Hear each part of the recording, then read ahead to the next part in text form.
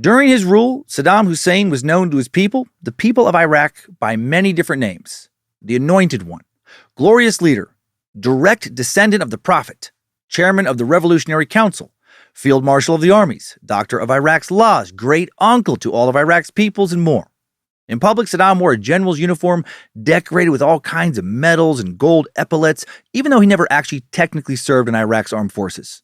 In his private life, he enjoyed living in his many opulent homes and palaces, so many palaces, each with their own swimming pool, a sign of wealth and success in a desert country like Iraq.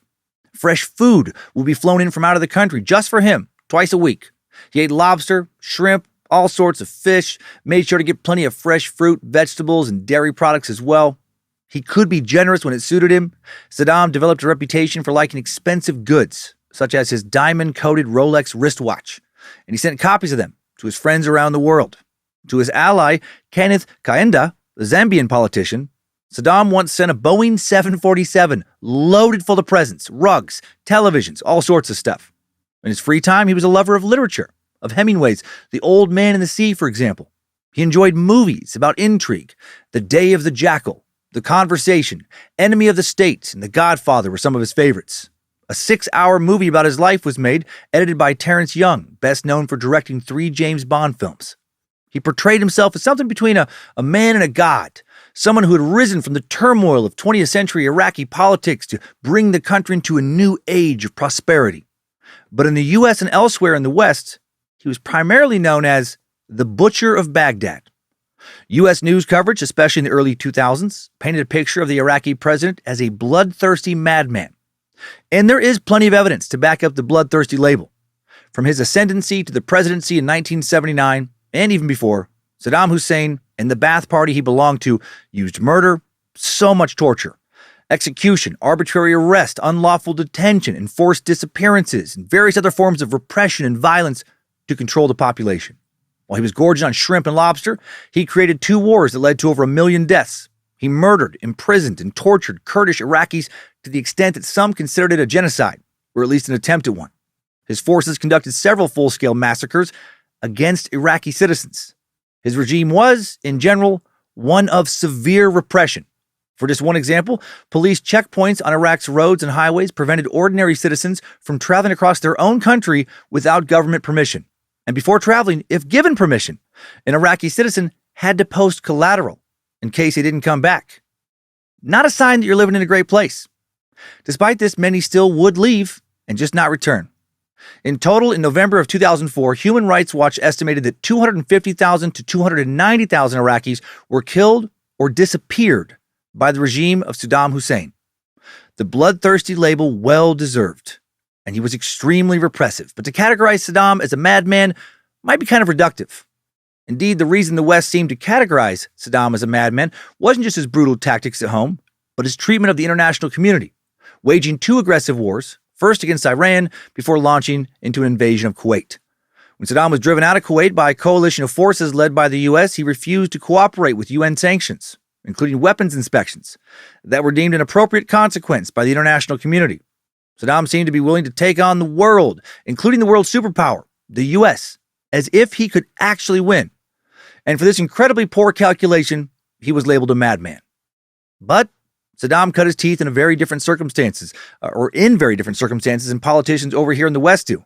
Coming of age during a time in which Iraq's monarchy was rapidly failing, Saddam would become a member of the Ba'athist Party, which launched multiple coups against the government by making allies and breaking them just as swiftly before finally attaining full power. For Saddam, the political sphere was one in which might makes right, a hostile environment in which everyone's main concern should not be moral leadership, but self-preservation. To Saddam, the ultimate goal of staying alive and in power justified any and all means. Plots lurked around every corner. Nobody was trustworthy. Everybody was an actual or perceived enemy. One, in that environment, must remain constantly on high alert, making others cower so they do not attack, always ready to kill before being killed. Maybe he was less of a madman and more of a ruthless opponent, one who wouldn't hesitate to send as many bodies into the fray as he could to achieve his ultimate goal, making Iraq the biggest power in the Middle East and the largest Arab stronghold in the world. And that goal made him more terrifying than a madman. Even so, there have been plenty of brutal dictators throughout history and plenty of dictators that have vied for power and not been removed from power by the U.S., as Saddam would be in April of 2003. So why Saddam? Why was his brutality, his madness, so touted in the Western presses?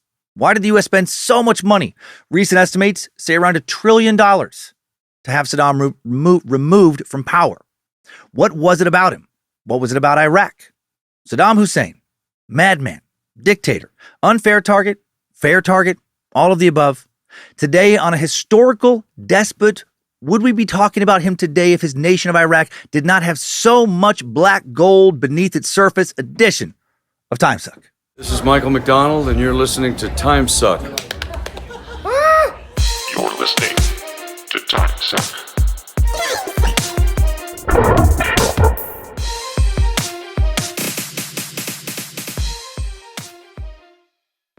Well, happy Monday and welcome to the Cult of the Curious. I'm Dan Cummins, Suck Nasty, Italy's least favorite tourist. Still the newest member of the Galactic Federation of Light team, and still John Lennon's Starship co-pilot, which is pretty fucking awesome. Still a button pusher. This one last week. Buttons like that, oh man, they're a dead giveaway that you're listening to Timesuck. Yeah, give away. My neighbor got big testicles because we see this dude every day. Every day. We eat ribs. No announcements today. How about that? Let's just jump into a historical topic that feels a lot like a true crime topic in moments. I'm sure most of you listening today, unless you're around 25 years old or younger and really not that into modern history, remember the Iraq War and also the Gulf War that preceded it, or at least have studied and or talked about them, or maybe watched a YouTube or TikTok video that references some part or one of both of these wars. If you're old enough, you might even remember seeing news coverage of Saddam on the nascent internet, or on the nightly news, or in the newspapers in real time. I remember listening to Tom Brokaw talk on NBC Nightly News about the Gulf War and being either excited or nervous that I might get drafted, depending on the day. Mostly nervous. And I remember reading about the subsequent Iraq War in the newspaper and watching reports on either Fox or CNN. You may recall seeing yellow ribbons wrapped around trees in commemoration of those fallen in battle. You might have even known someone who went to Iraq or even have been that person yourself. But how much do you really, truly know about Saddam Hussein? For many of us, his name conjures up the image of a brutal dictator with a twinkle in his eye, a cigar in his mouth, and honestly, one hell of a fucking mustache. Dude gave Sam Elliott and Tom Selleck runs for their mustache money. Many of us also remember that son of a bitch celebrating the atrocity of September 11th, 2001, and seeming to be a guy dead set on pushing the world ever closer to the brink of nuclear disaster. But as always, people are generally much more complicated than media outlets make them out to be, or are even able to portray them in little sound bites of a few minutes or less. For example, Iraq under Saddam Hussein was kind of known for religious tolerance, as different religious minorities coexisted peacefully under his reign. Saddam once said, Iraqis have religious freedom, whether they are Muslims, Christians, or Sabians, Mandians. And the last group often expressed that after Saddam's downfall, Mandians faced severe persecution and constant kidnappings. The Sabians of Iraq, mostly called Mandians, a small religious sect of people who consider John the Baptist, not Jesus or Muhammad, to be the last and most important prophet. There are only 60 to 100,000 members in the world, most of them around 20,000 living in Sweden currently. But prior to the U.S. invasion of Iraq, Iraq alone had about 60 to 70,000 members. Those numbers have dwindled down to just a few thousand today thanks to Islamic extremism pushing them out. Also, I said Saddam was kind of religiously tolerant because he was not known for being tolerant at all to Jewish people. You may have noticed he did not add Jews when he listed out who had religious freedom in Iraq. Back in 1940, there were approximately 150,000 Jewish people living in Iraq, but then following the brutal Farhud pogrom in Baghdad in June of 1941, which left more than 100 Jewish people dead, many more raped and or beaten, and dozens of properties looted and homes destroyed, and the formation of Israel that followed 7 years later, 1948, there were only about 6,000 Iraqi Jews living in Iraq as of 1951. And there were only an estimated 2,000 or 3,000 by the time Saddam became president. And by the time he was executed, thanks to his hatred of the Jewish people, there were literally less than 10, and just one remaining synagogue in Baghdad that catered to them, sometimes and barely. So Saddam was, not tolerant to members of all faiths, and he definitely wasn't tolerant towards all ethnicities. Dude fucking hated Western Europeans, and he hated the Kurds. He committed something approximating a genocide. The Anfal campaign in 1988 was a deliberate move to wipe out Kurdish villages that have long considered themselves somewhat independent from Iraq. Death tolls estimates range from 50,000 to nearly 200,000, many if not most of them civilians, many of the dead being women and children. A lot of chemical weapons attacks in those fatalities. In another example of complexity, Saddam would continually bait the international community with threats of violence, threats that seemed quite possible if, as the international community came to suspect, Saddam was manufacturing weapons of mass destruction, or WMDs. But Saddam would also claim that he was never anything but unfairly targeted by Western powers who wanted to capitalize on Iraq's natural resources, read oil, and protect its allies. Allies who ensured access to similar resources. And again, by resources, I mean, of course, sweet black gold, such as Israel and Saudi Arabia.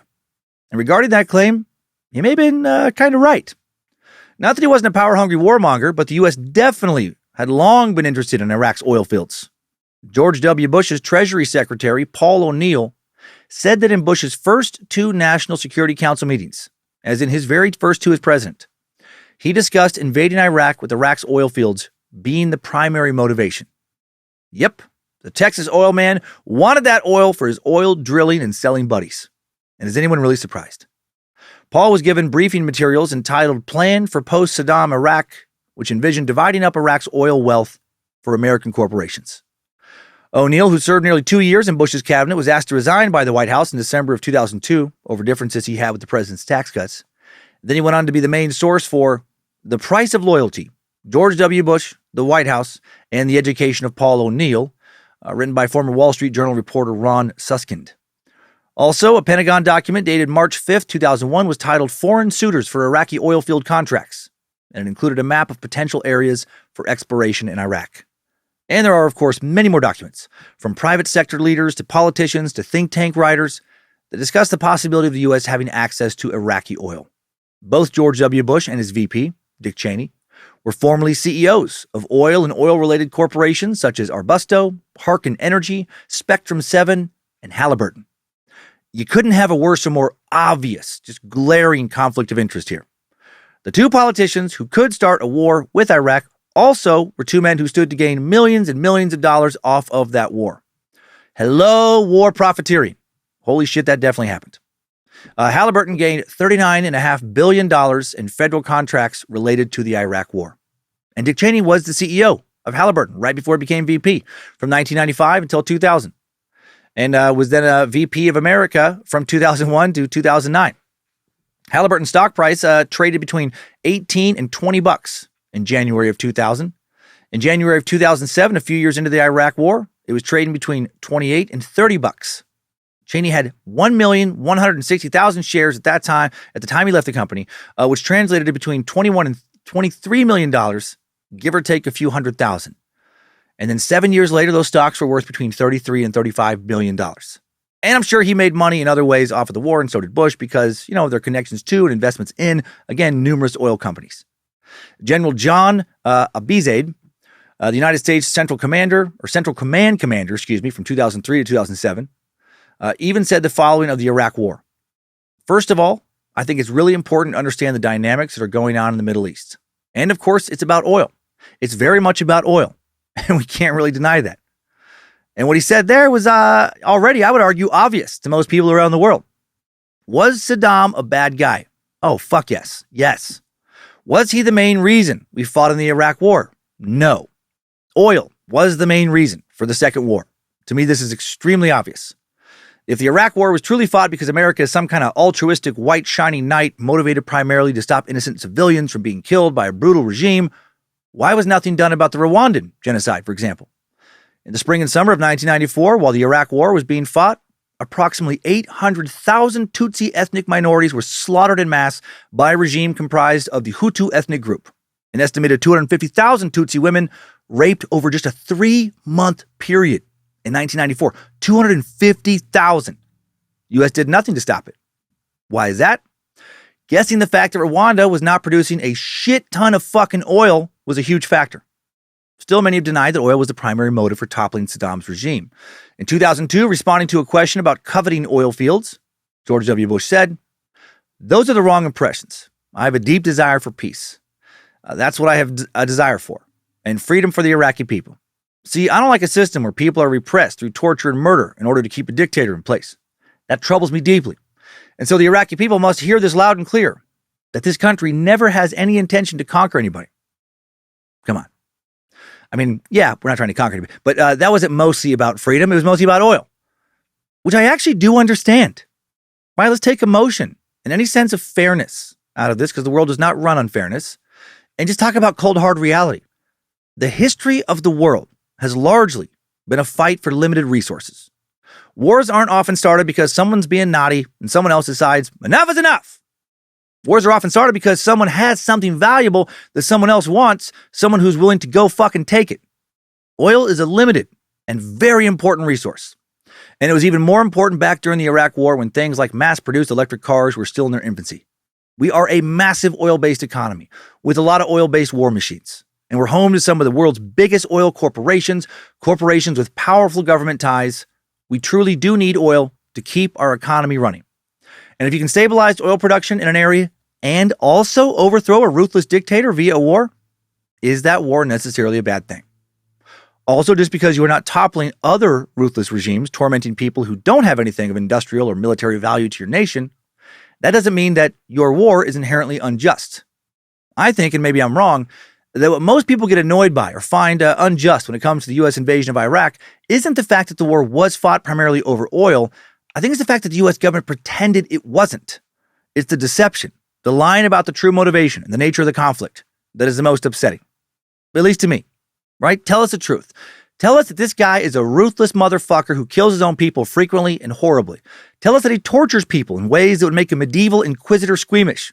But also tell us, on top of all that his nation has vast quantities of the oil we want and need, and that he has a history of invading other oil-rich nations, and he will keep trying, if left unchecked, to take over the entire Middle East, which would really fuck over our economy, and also could have disastrous military consequences for us down the road if he decided to do all that and then not only refuse to sell us oil, but also sell it to our historical enemies like Russia, while Russia maybe allows Iraq to develop a nuclear weapons program in exchange for that sweet, sweet black gold. Tell us what the real concerns are. Tell us that, yeah, the war is important for everyone who drives a fucking car or goes flying in a plane or accesses goods that are brought to them via a gas-powered engine in an 18-wheeler, plane, ship, etc., which is fucking everyone. And this will also make U.S. oil corporations and their shareholders, which include our most powerful politicians, filthy rich. Or more rich, since they're already filthy rich. Tell us what we're really doing. And stop treating us like we're dumb kids who think the good guys are 100% noble and selfless and the bad guys are 100% evil and ruthless, and that the Iraqi war was a war of liberation. But maybe that wouldn't work.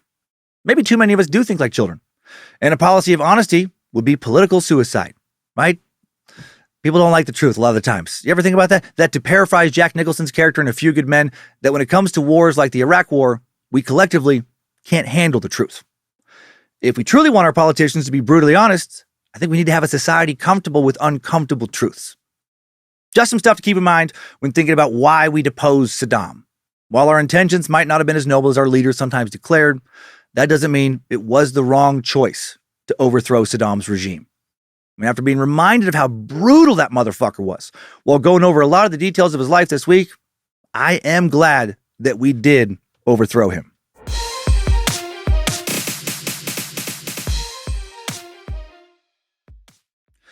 So how are we going to tackle all the information in today's episode?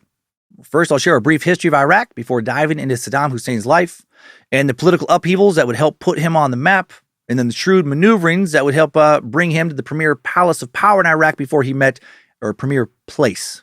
So many palaces, it's on my brain. Premier place of power in Iraq before he met his downfall. Also, quick note on pronunciations. Holy shit! There were about 100 names, 100,000 names I'd never encountered before in this suck. Small Iraqi towns, lots of minor government officials. I spent most of a full day working on finding videos of someone, just anyone, saying these names, and I think I got most of them, but not all of them. So if you're like, I don't think that's how you say that, well, you are probably right. Here we go. In ancient times, Iraq was known as Mesopotamia, a name that means the land between the two rivers, sometimes termed the cradle of civilization by historians. The Sumerian culture flourished here, beginning around 4500 BCE, or perhaps even earlier. They were the first recorded people to cultivate land and use calendars, as well as develop a written language. Over many centuries, the Sumerians fought countless invading enemies, whose attacks did take their toll on Sumerian civilization and culture. Fortunately, King Hammurabi of Babylon was able to salvage some of the civilization in 1700 BCE, and the region became known as Babylonia. After Hammurabi's death, the land fell under Assyrian rule for about 2 centuries. It was then restored to its former legendary glory under King Nebuchadnezzar II, who built the famous Hanging Gardens, one of the 7 wonders of the ancient world. Various invaders conquered the land after Nebuchadnezzar's death, including Cyrus the Great in 539 BCE and the Macedonian Emperor Alexander the Great in 331 BCE. Then the armies of the Persian Empire overran Babylonia in the 2nd century CE. Muslim Arabs would capture it next. Then Mongol invaders from Asia would murder the Caliph, the leader of Islam, in the 13th century CE. Baghdad stood at the center of a contest for supremacy in the region that would last another 400 years, until the Turks conquered the region and added it to the Ottoman Empire in the 17th century. Turkish rule continued unchallenged until the very end of the 19th century. The Ottoman Empire then became a German ally, going into World War I, and when the Germans lost and the Ottoman Empire found itself on the wrong side, its territories were scooped up and redivided amongst European powers. At the Paris Peace Conference in 1919, the Allies made Iraq a territory encompassing the 3 former Ottoman provinces of Mosul, Baghdad, and al-Basra, a Class A mandate. Under the mandate system, a territory that had formerly been held by Germany or the Ottoman Empire was now placed under the supervision of the League of Nations.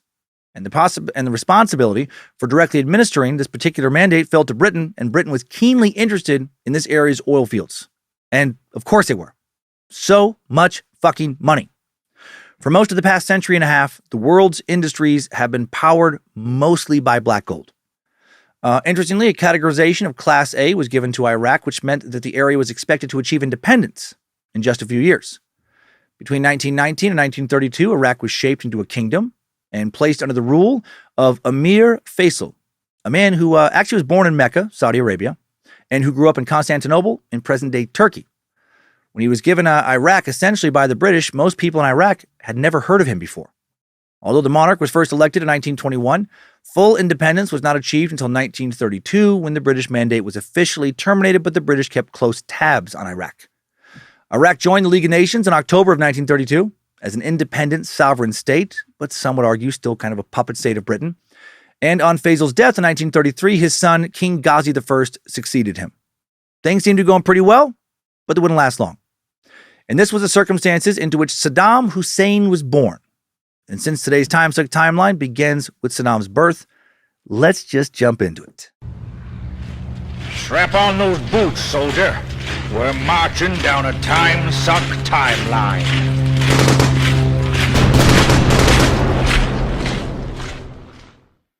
It was during a period of newly won independence and Iraqi nationalism, but ever-present regional instability, that Saddam Hussein was born on April 28, 1937, in a mud hut belonging to his maternal uncle.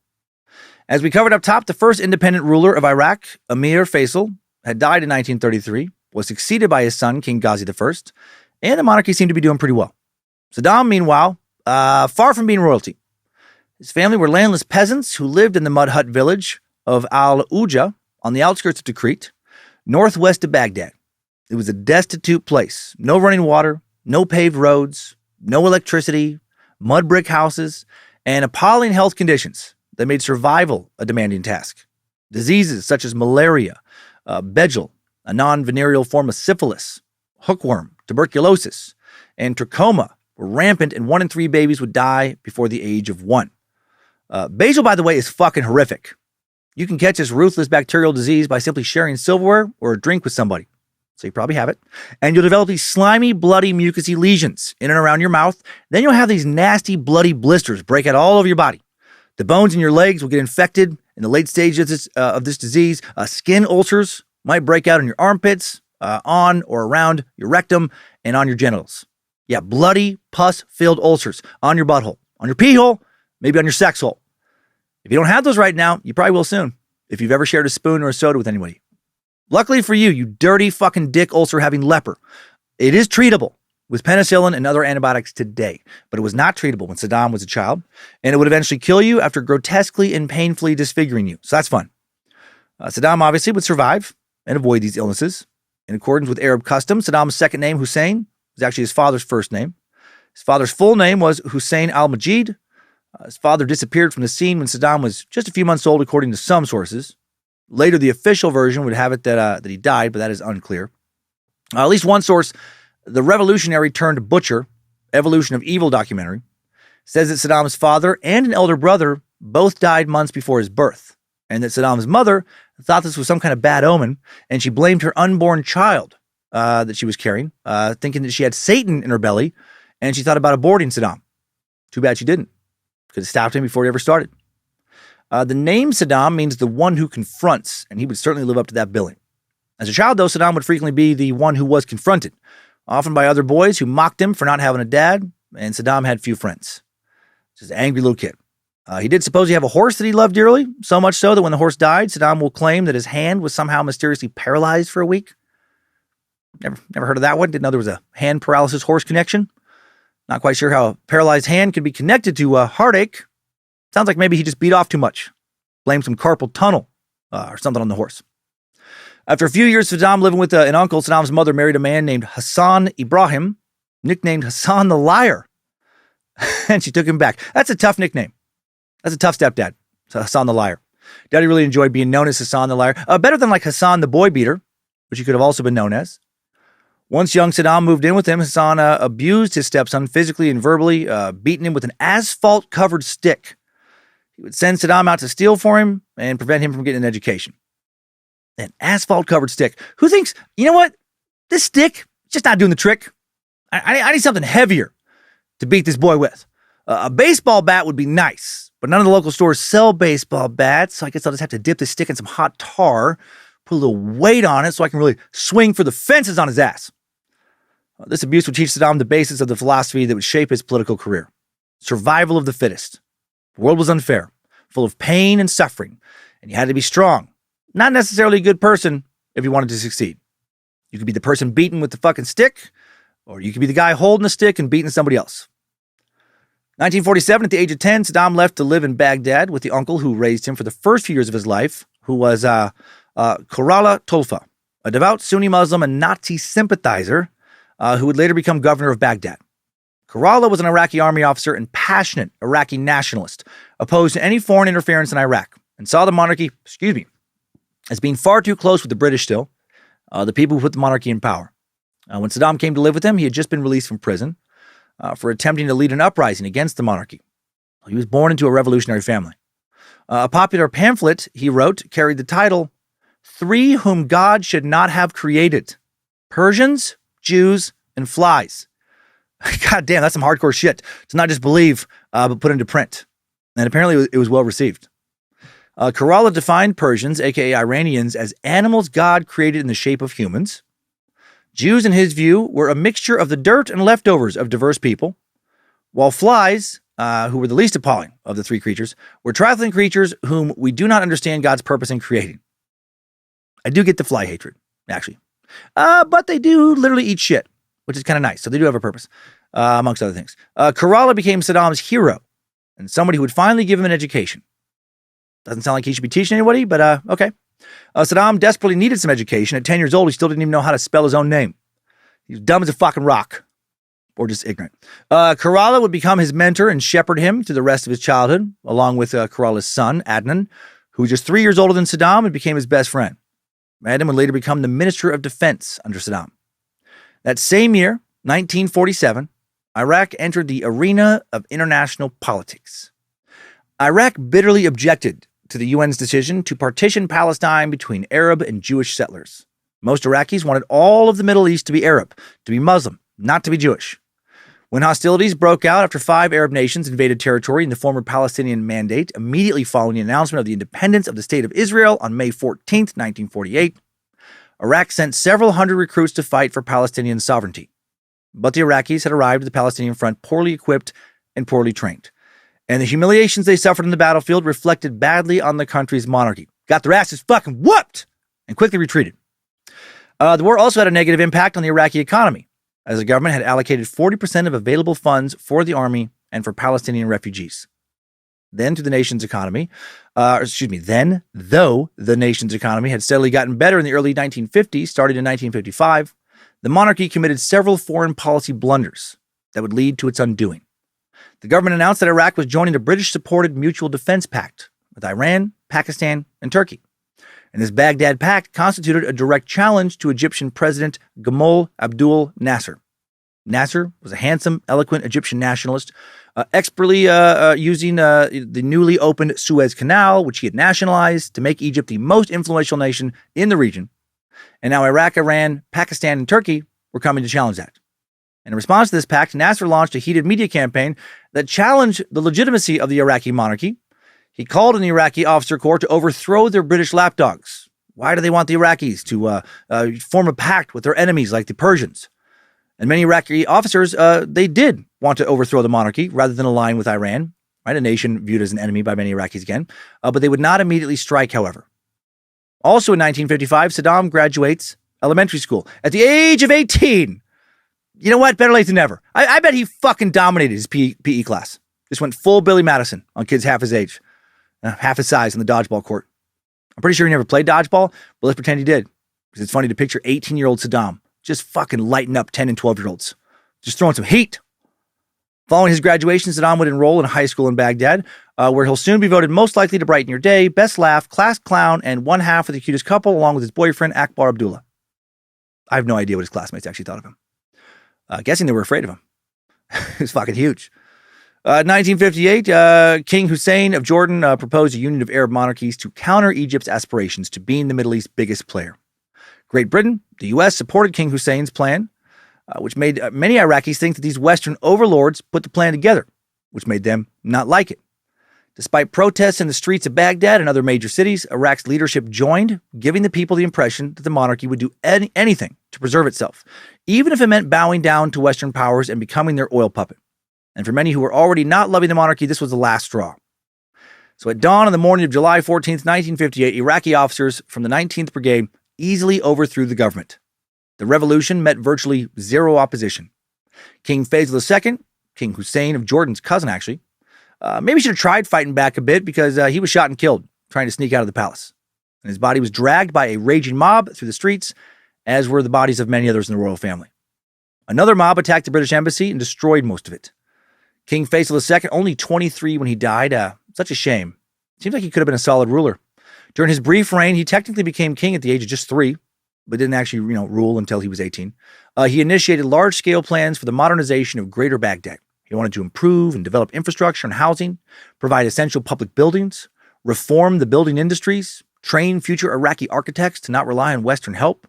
He successfully negotiated with the British-controlled Iraq Petroleum Company in 1952 for an equitable share of oil rights and a substantial increase in Iraq's revenue. Then he created the Semi-Autonomous Development Board, which consisted of 6 members, including a foreign advisor, with the goal of improving living conditions and construction around the nation. And after various negotiations, the board received a percentage of the annual oil revenue, and in 1955, it established a 6-year plan with a larger budget, a quarter of which would be assigned to public buildings. So who knows how much better Iraq could have been if he had not been killed. Also, who killed him? The Baathists, an influential political organization. Involved in the coup was the Ba'ath Party, an anti-British group that had been secretly working throughout the 1950s, to which Saddam's uncle had belonged for a number of years. The Ba'ath Party are, in my opinion, Muslim zealots.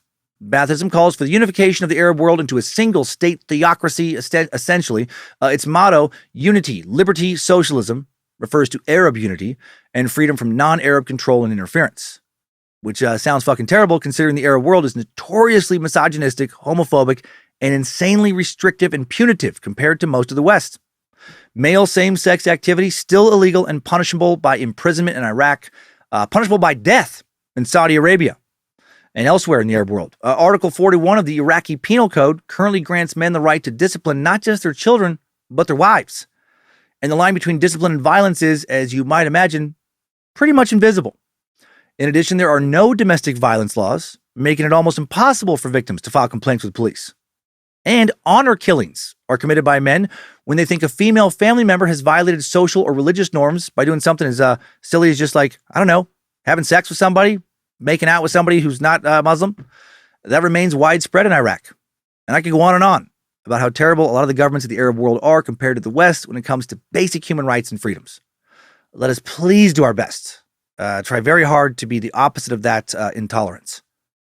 Saddam joined the Ba'ath Party when he was 19 or 20, putting him squarely in the middle of all this when he was now 21. But he was disappointed. He'd actually wanted to be higher up in the Ba'ath Party by this time. A handful of Ba'ath high school students entered the Baghdad Military Academy, where they persuaded several classmates to join the party. And in 1957, the academy ejected Saddam, a devastating blow to his self-esteem. He wasn't a good book learner, especially since he wanted to emulate his uncle. He instead would become a kind of a party thug now, inciting high school classmates into forming gangs that would just beat the shit out of political opponents and innocent passersby. Saddam was gaining a reputation for being especially violent already. And now wanting to find a way to increase his standing in the Ba'ath Party, he decides to volunteer. But not like at a homeless shelter or no-kill animal shelter or something like that. No, Saddam didn't have it in him to volunteer at any place that would promote something like kindness and benevolence. Saddam volunteered for a murderous quasi-military operation in 1959. Some sources say he was recruited rather than volunteering after gaining his reputation as a, quote, violent street thug. The assignment was to assassinate Iraq's newly empowered prime minister, General Abdul al-Karim Qasim. But why? Hadn't Qasim worked with the Ba'athists during the coup? Yes, but the 1958 revolution had actually been a disappointment to the Ba'athists. They'd hoped that the new Republican government would favor nationalist Arab agendas, especially a union with Egypt. Instead, non-Ba'athist military officers dominated the government, did not support Arab unity or other core Ba'athist principles. Some younger members of the party, including Saddam, felt very betrayed, became convinced that the new Iraqi prime minister must be eliminated. So on October 7th, 1959, Saddam and a group of gunmen tried to assassinate him. Rushing up to a car carrying Qasim, Saddam and his fellow assassins shouted political slogans while firing through the car windows. Incredibly, Qasim survived. Saddam was shot in the leg in the attack, and with the help of fellow party members, he fled to Damascus and then to Syria, nearly overnight, turning from a minor party member into one of the country's most wanted men in the process. This assassination attempt would become a major part of his legend later. The way he'd tell it, he dug a bullet out of his leg with a knife and then fled on a fucking horseback, arrived in Damascus with a bloody knife held between his teeth. Get the fuck out of here. It was literally impossible for him to cover that distance in that time. In reality, for starters, Saddam was not the primary assassin by any means. He was only there to provide backup for the assassins. And some sources say that he fucked up on the assassination plan, started firing a little early, dooming the mission, getting many of his fellow party members killed when they were caught and then executed by Qasim's government. Also, Saddam and his fellow assassins barely got away. I love this. The guy who was supposed to be their getaway driver fucked up. And instead of waiting in his getaway car, he was at a nearby cafe playing backgammon when the gunfire rang out, which is again hilarious to me. Like, how much did this guy love playing backgammon? Like, I didn't know it was possible to care that much about backgammon. That dude was addicted. He was a getaway driver during an assassination attempt on the prime minister, and he was like, okay, I'll play, but just one game. Then I have to get back to my car. 10 games later. All right, this is my last game. I really need to go check on something. Here's lots of gunfire. For real now. Just one more game. In Damascus, Saddam was warmly received by other exiled Ba'ath Party members there. Then in the spring of 1960, Saddam flew to Cairo, capital of Egypt, and the center of Arab nationalism at the time. A wanted man again for his role in the assassination. He had gone into hiding, or assassination attempt. In Egypt, he finishes high school at the age of 24 and enrolls in law school, which he will never finish. I mean, at his rate of learning, it probably would have taken him to about the age of 70 to get his law degree. Again, not a solid book learner. Almost sounds like a guy maybe not fit to run a government. He becomes active in Cairo's regional Ba'ath Party headquarters, quickly rises up to the ranks. He was ruthless, committed to the cause, very good at fighting, which probably helped him rise faster than being book smart. He also became engaged to his first cousin, Sashida, a school teacher, and his uncle, Karala's daughter, whom he had been friends with since childhood. Why am I not surprised he was a cousin fucker? We've actually covered so many cousin fuckers over the course of Timesuck's catalog, I'm kind of bummed that I never even considered trying to fuck one of my hot cousins growing up. I just didn't know it was an option. Meanwhile, back in Iraq, the Ba'ath Party was underground again, waiting to commit another assassination attempt. They would succeed in February of 1963, executing Qasim and seizing power, with somewhere between 1,500 and 5,000 people perishing in the struggle. Qasim was shot in the head, Then his corpse was degraded on national television.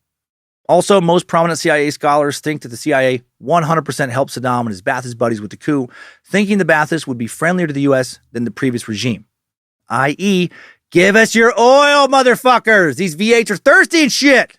These jets don't run on coal! A relative of Saddam's, General Ahmed Hassan al-Bakr, now became prime minister. However, the party's hold on power was shaky. The organization was small, leadership was inexperienced, and it was not well represented in the officer corps or in the army at large. And within 9 months of taking power, all Baathists are expelled from the government in November of 1963. And how did that happen? Well, maybe because the Baathists were fucking savage and just freaked out other Iraqis. Evidence later revealed that in the brief time the Baathists had been in power, they had tortured so many people. And Saddam returned from his exile, undoubtedly one of their primary torturers. Instruments of torture were found in the cellars of the Palace of the End. Ooh, not a kind of a scary name. Royal Palace turned detention and interrogation center by the Baaths, including electric wires with pinchers, pointed iron stakes on which prisoners were made to sit. That's like some fucking Mongol shit. And a machine which still bore traces of chopped off fingers. Small heaps of bloody clothing were scattered about, and there were pools on the floor and stains over the wall. According to preeminent modern Iraq historian Hannah Batatu. Does not sound like a very fun palace. After the party is kicked out of the government, Saddam is put in charge of the Ba'ath Party's paramilitary arm and instructed to plan for another takeover the following year and try and get it right this time. The plan was for him to enter the presidential palace as the head of a commando team during a cabinet meeting and just machine gun everyone there to death. Pretty straightforward. Before finding out how this coup worked or did not work, time for a quick little detour now. Uday Hussein, Saddam's elder son, who will later gain a reputation for being more of a psychopath than his dad, born on June 18th, 1964. Uday would not have a conventional childhood. Of course not. Saddam's his dad. Rumored to have played with disarmed grenades as an infant. He and his younger brother by 2 years, Qusay, would witness executions, many executions and torture sessions leading up to executions carried out by their father directly or on his orders beginning at a very young age. And that might not lead to you having like the most respect for human life as you get older. Maybe not the best way to produce a well-adjusted adult. As a kid, Uday was reportedly driven to school by a chauffeur in a Mercedes-Benz, surrounded by servants constantly. So spoiled. He began studies at Baghdad Medical College, but only stayed for 3 days. Wasn't feeling it. Then he moved to the College of Engineering, obtained a Bachelor of Engineering degree from the University of Baghdad that he very likely did not earn. Was just given because he was Saddam's son. Some have asserted that Uday's papers were written by others in exchange for money and gifts. I believe it. And also, no professors would ever give him a low score out of fear of being tortured and or killed. One of his classmates would later say about Uday, he was really smart. Probably smarter than his father, but he was crazy. And this person is right. We'll return to him later, and he is fucking nuts. Back to 1964. On September 4th, 1964, the day before the let's just waltz on into the presidential palace and machine gun the shit out of everyone coup was to take place, the police uncovered the plot and now go to arrest Saddam. Refusing to flee a second time, he actually announced on the radio that he's still in Baghdad and defying capture. Well, then he does get caught. And he's in prison in October of 1964. During the 18 months he will spend in prison, Saddam will be physically tortured. And I will bet my life that he did not forget who tortured him. And when he came into power later, if he was able to find any of those torturers, I bet they paid dearly. While in prison, Saddam was allowed to receive visits from his wife and tucked inside, cousin wife, tucked inside the clothes of his 6-month-old son, Uday, were messages from fellow Ba'ath Party members. And perhaps that's how he managed to do what comes next. In July of 1966, while being escorted by guards to court, he has permission to use the bathroom in a restaurant, then escapes to the back door. His comrades happily welcome him back and provide shelter for him. And how are these guards not like walking him to the bathroom? Anyway, now the Baathists were going to attempt one more violent takeover of the government, and Saddam will again play a key role. But before that, let's zoom out again quickly. Yet another major conflict will hit the area in 1967. In June of that year, the Israeli army attacks 3 Arab countries simultaneously: Egypt, Syria, and Jordan, and what will be called the Six-Day War. Within 6 days, the Israelis take control of the Sinai Peninsula, Syria's Golan Heights, and the West Bank in Jordan. Iraq sent troops to fight Israel, but once again, just as in the 1948 Arab-Israeli War, the Iraqis were trounced and forced to retreat. But this would actually work out for the Ba'ath Party. While the defeat was certainly embarrassing for the Baathists, it also led many Iraqi citizens to become disillusioned with the current regime. led by Colonel Abdul Arif, who'd won power in the 1963 struggle between his faction and the Ba'athist military officers. Arif was both commander-in-chief of the armed forces and president of the republic, so the defeat rested squarely on his shoulders. Moreover, Arif had never called for popular elections and was completely dependent on military support to stay in power. When the Ba'ath Party persuaded 4 key officers that they could expect no honor continuing to support his regime and promised that they would hold important positions in a new government, stage is set for another coup. The Ba'ath Party accepted this arrangement as a means to achieve power. In private, the Ba'athists intended to dump their military co-conspirators at the earliest possible convenience, for the party had little confidence in their loyalty. So what's going on with Saddam at this time? Well, he has decided to take a little break from political life, and he's gotten really good at cross-stitch. And he's also working on his embroidery skills. He's making these super cool jean jackets with big embroidered floral patterns featuring lots of bright primary colors, often incorporating a lot of hearts and pixies in them. Everyone wanted one. Pretty fucking sick. No, after Saddam's escape from prison, he had been elected a member of the Ba'ath Party's national command. General Ahmed Hassan al-Bakr, who had previously been Iraq's prime minister in the first Ba'ath takeover, was elected secretary general of the party. Saddam would serve as his deputy and run the Baghdad branch. And on the morning of July 17, 1968, Saddam rises at 2:30 a.m. to get an early start on a potentially bloody day. He begins by bringing out all the weapons he has hidden in the house. His wife, Sashida, his cousin wife, she helped, as did his fucking nephew's son. Or, that's not how it works. Well, I guess it wouldn't be nephew's son. As his fucking son, I don't know, first cousin once removed, something like that. Uday, who's a toddler, running around the room, picking up grenades, handing them to his dad like they're toys. No wonder that kid became a psychopath. Saddam and fellow co-conspirators then met up at al-Bakr's house. Al-Bakr led the way in a white Mercedes. Saddam and the others followed in a truck. The dude who was obsessed with backgammon, not the getaway driver this time, strongly assuming he was murdered. During the ride, Saddam changed into a lieutenant's uniform, and when they reached the gates of the presidential palace, their military allies dutifully made sure it was open for them. A few minutes later, Arif was awakened and informed that the army had just revolted against him. That's a tough way to start your day. He immediately surrendered, agreed to leave the country. The coup was successful real quick. The first act of the new regime was to establish the Revolutionary Council or Command Council, the RCC, which assumed supreme authority of Iraq now. And the RCC elected al-Bakr president of the republic. Saddam was named head of security. And almost immediately, a struggle for power arose between the Ba'ath Party members and their military allies that had helped them. On the surface, the tension seemed to be about expanding socialism, another key tenet of the Ba'ath Party's objectives, and foreign policy. But in fact, the real issue was which of the two groups was to control the regime. Saddam will help settle this argument in the fashion he'll become known for. On July 30th, 1968, the leader of the military allies, a man named Naif, was invited to lunch at the presidential palace. After the meal, Saddam entered with a group of armed officers and told Naif he was under arrest. It was agreed that Naif's life would be spared if he left the country, and he was sent to Morocco to be an ambassador. 10 years later, 1978, he'll be murdered by Iraqi secret police. Another former military ally, Adad, who was then on a mission to Jordan, was instructed to remain there forever. Ba'ath Party now firmly in control, and Saddam himself is put in charge of the RCC as a deputy chairman. But the party is facing a wide range of problems: ethnic and religious tensions, the stagnant condition of the economy, the inefficiency and corruption of the government, and lack of political unity among Iraq's 3 main socio-political groups: the Shiite Muslim Arabs, the Sunni Muslim Arabs, and the ethnic Kurds. Let me summarize real quick how these 3 groups differ. Kurds like vanilla ice cream. Sunnis like chocolate. Shiites, they'll shit their brains out if they touch anything dairy, so they settle for orange sherbet. For real now.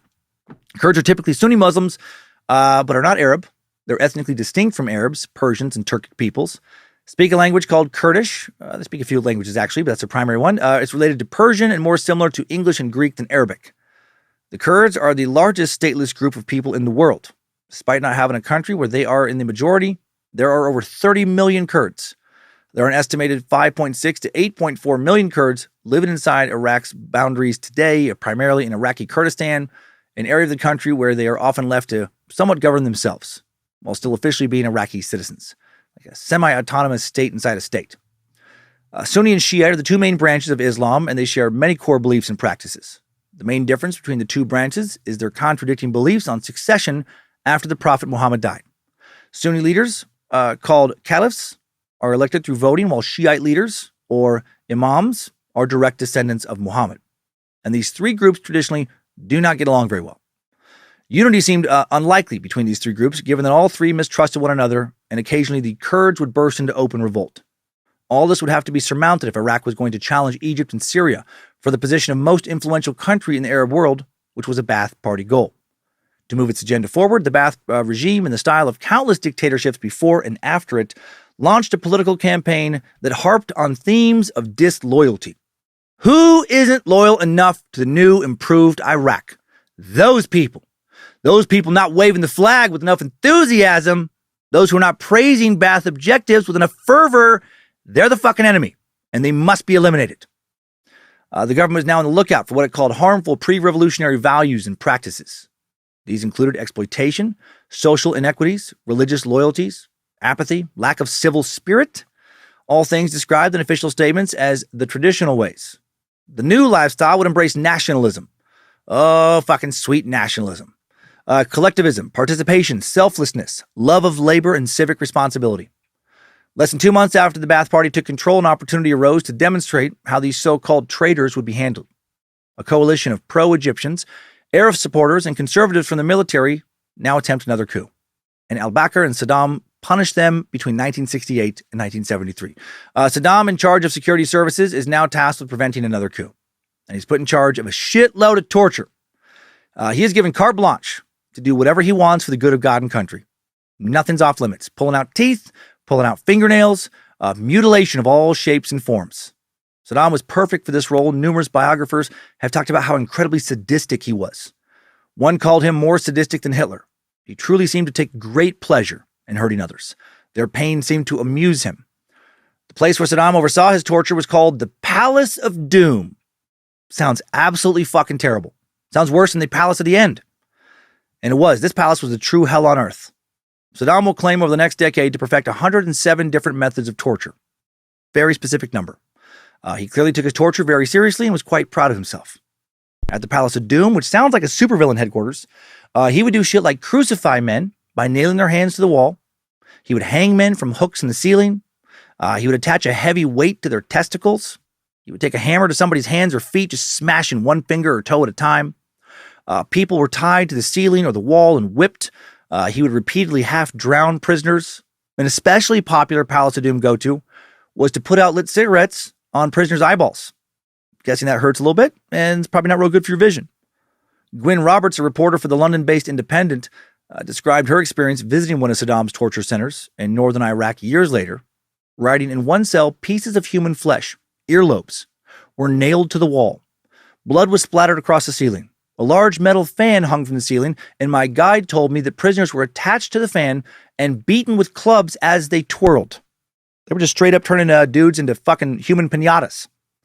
Prisoners were dipped in acid, or acid was dripped onto various parts of their body. Electric drills were used to drill holes wherever you can imagine a hole being drilled in a body. Eyes were gouged out with all kinds of various instruments. Prisoners would have their wives brought in, just straight up raped in front of them, or they would be raped in front of their wives, or both. Prisoners were starved, beaten with all manner of weapons. Bones were broken, limbs were amputated. They were burned with blowtorches or hot irons. Had all sorts of shit shoved up their asses. High voltage wires would be placed on their genitals for electrocution. They would be branded like cattle. Children would be brought in front of their parents and tortured with scorpions or bees or both. Some sources even say that children were sometimes raped in front of their parents. Tongues would be nailed to wooden boards. Boiling water would be poured directly into somebody's asshole. Burning chemicals would be sprayed into victims' eyes and mouths. Women and girls would have their fucking breasts cut off with carving knives. Women's genitals would be mutilated with various sharp instruments and or burned in all sorts of horrible ways. Men would have their penises and or testicles cut off or otherwise mutilated with carving knives, acid, boiling water, or fire, but no one would touch the taint. Taint would be strictly off limits, always. Saddam had a real fucking hard-on for taints. I don't know about that. Seriously, though, if you can think of any way to really just hurt somebody, very likely Saddam did that to somebody. Or ordered his men to do that to someone at the Palace of Doom. Ugh, fucking crazy. U.S. has certainly done some evil shit, and I'm sure some CIA agents or other intelligence operatives or people working on our behalf are doing some fucked up shit, supposedly in line with national security interests right now. But this is another level. Widespread government-sanctioned diabolical torture. Not since slavery was legal has the U.S. gone that evil. This was not happening in 1850. It was happening in the late 1960s and early 1970s. While Jimi Hendrix, Janis Joplin, Jefferson Airplane, and so many other incredible artists were performing at Woodstock to a massive crowd of around 400,000 young, half-naked hippies fucked up on weed or psychedelics or both and having free love and bitching about the Vietnam War, motherfuckers are getting their nuts and tits chopped and burnt off in Iraq through a series of sham trials, torture sessions, executions, assassinations, and intimidations. The Ba'ath Party ruthlessly eliminated any group or person suspected of challenging their rule. Saddam does so well in his role of suppressing dissidents, people are terrified of this sadist, that he, at the age of 31, is appointed vice president. The Ba'ath cemented their rule by formally issuing a provisional constitution in July of 1970. This document granted the party-dominated RCC extensive powers and declared that new RCC members must belong to the party's regional command, the top policy-making and executive body of the Ba'athist organization. In other words, no one who wasn't already deeply involved in the party would be allowed to join the top ranks. In 1972, al-Bakr nationalizes Iraq's oil industry, given his regime fistfuls of cash. State then uses a lot of this money to modernize Iraq's infrastructure, which makes the party more popular with the people. In addition, the Ba'ath ruling group is bound by close family and tribal ties. By 1977, Sunni Arabs from Saddam's de facto hometown of Tikrit dominate the party. However, only two men, Saddam and al-Bakr, really ran the party. Al-Bakr, who had been a leader with Arab nationalist causes for more than a decade, brought the party its popularity. Even more important, he could count on support from the army.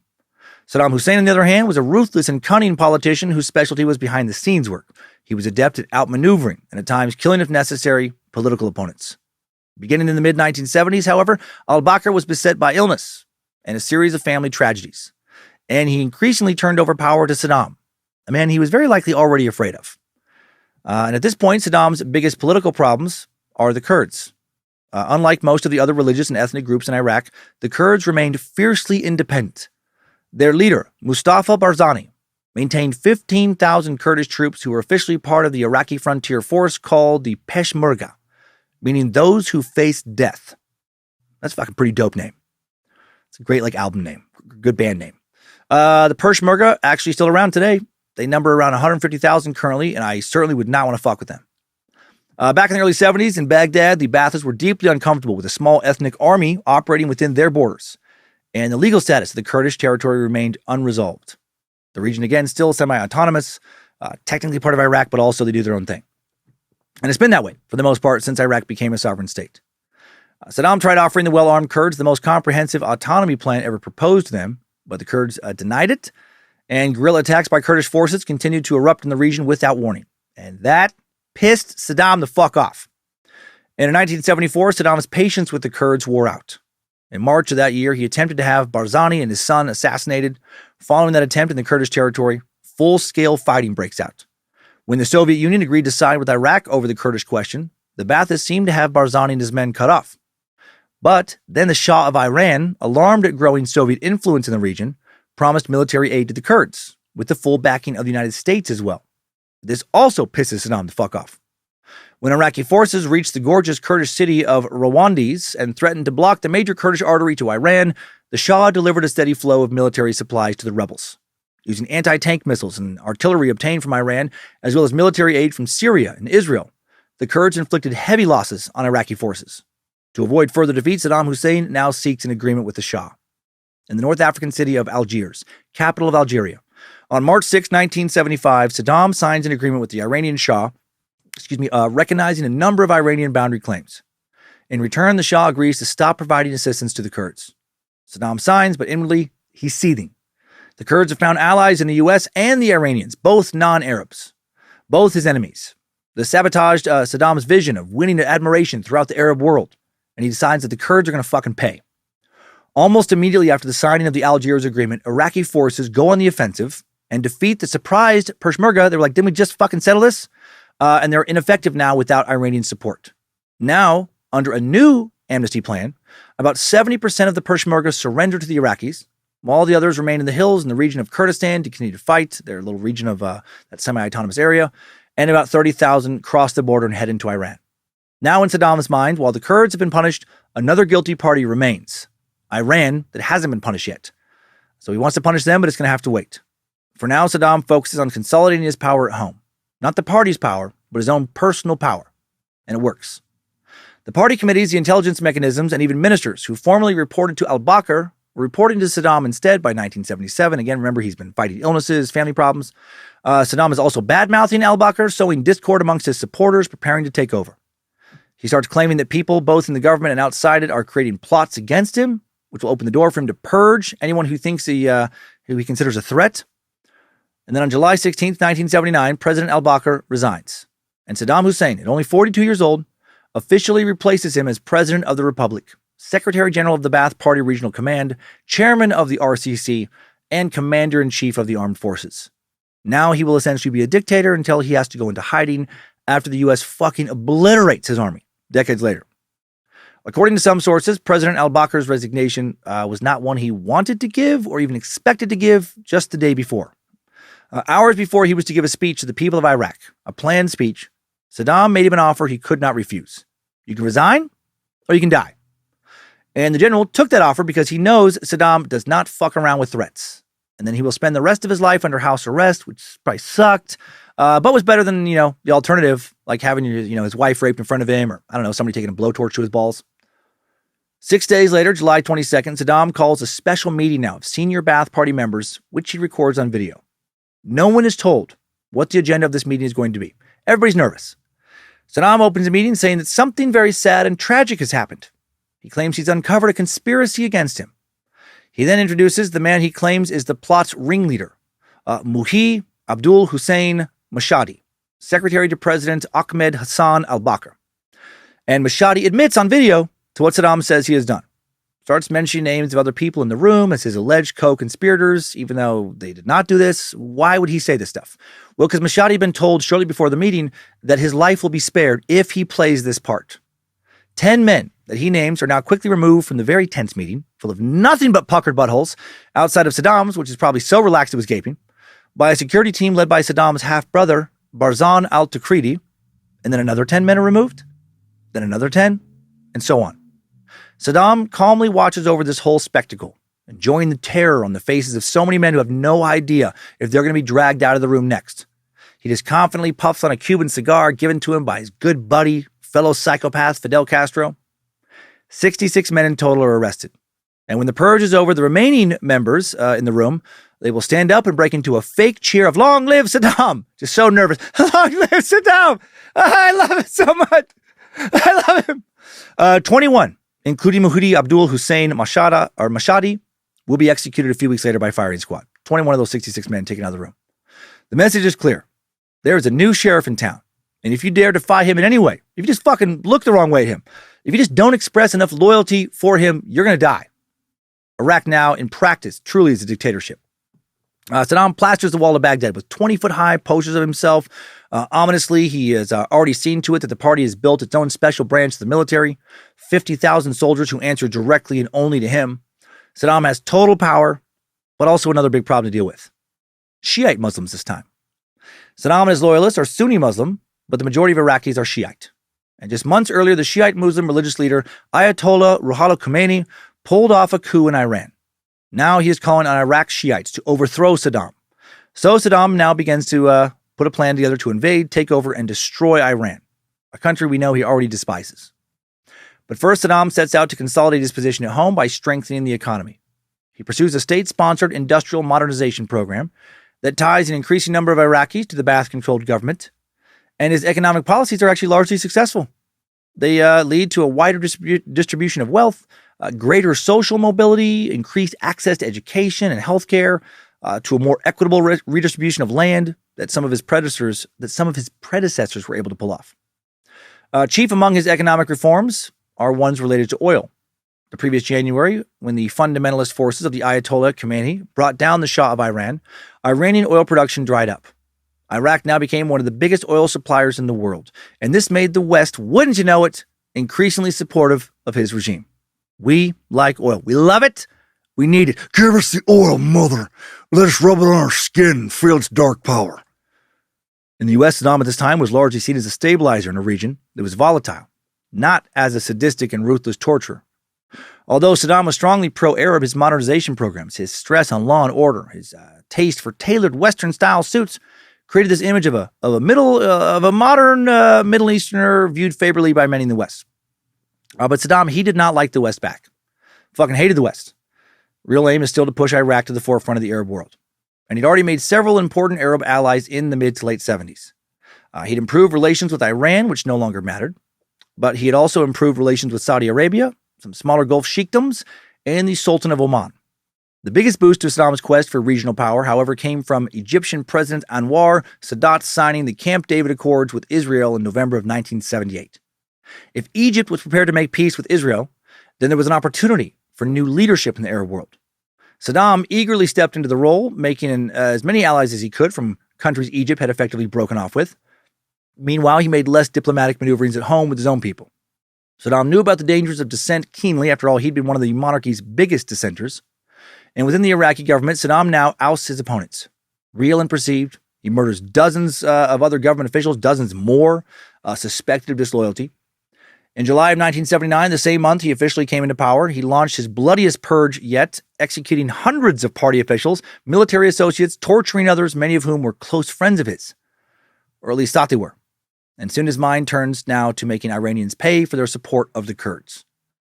Saddam now prepares to invade Iran in 1980. And in doing so, he will launch an 8-year war that will end in a stalemate and leave over 1 million people needlessly dead.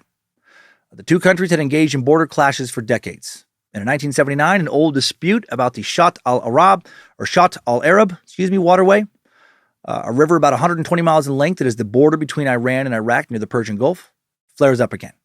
Iraq claimed that the channel up to the Iranian shore was its territory, while Iran insisted that the middle of the waterway was the official border between the two nations according to a 1975 treaty. It's like a little disagreement. The Iraqis, well, I guess it's not, because if the Iraqis are saying that they own it all the way to the other shore, that means the Iranians can't even use the waterway. The Iraqis, especially the Ba'ath leadership, regard the 1975 treaty as merely a truce, not a final settlement. Saddam tears up the treaty in public, a big insult to Iran, and the Ba'ath is prepared to go to war. And at this point, Saddam has every reason to be confident that he can just kick the shit out of Iran.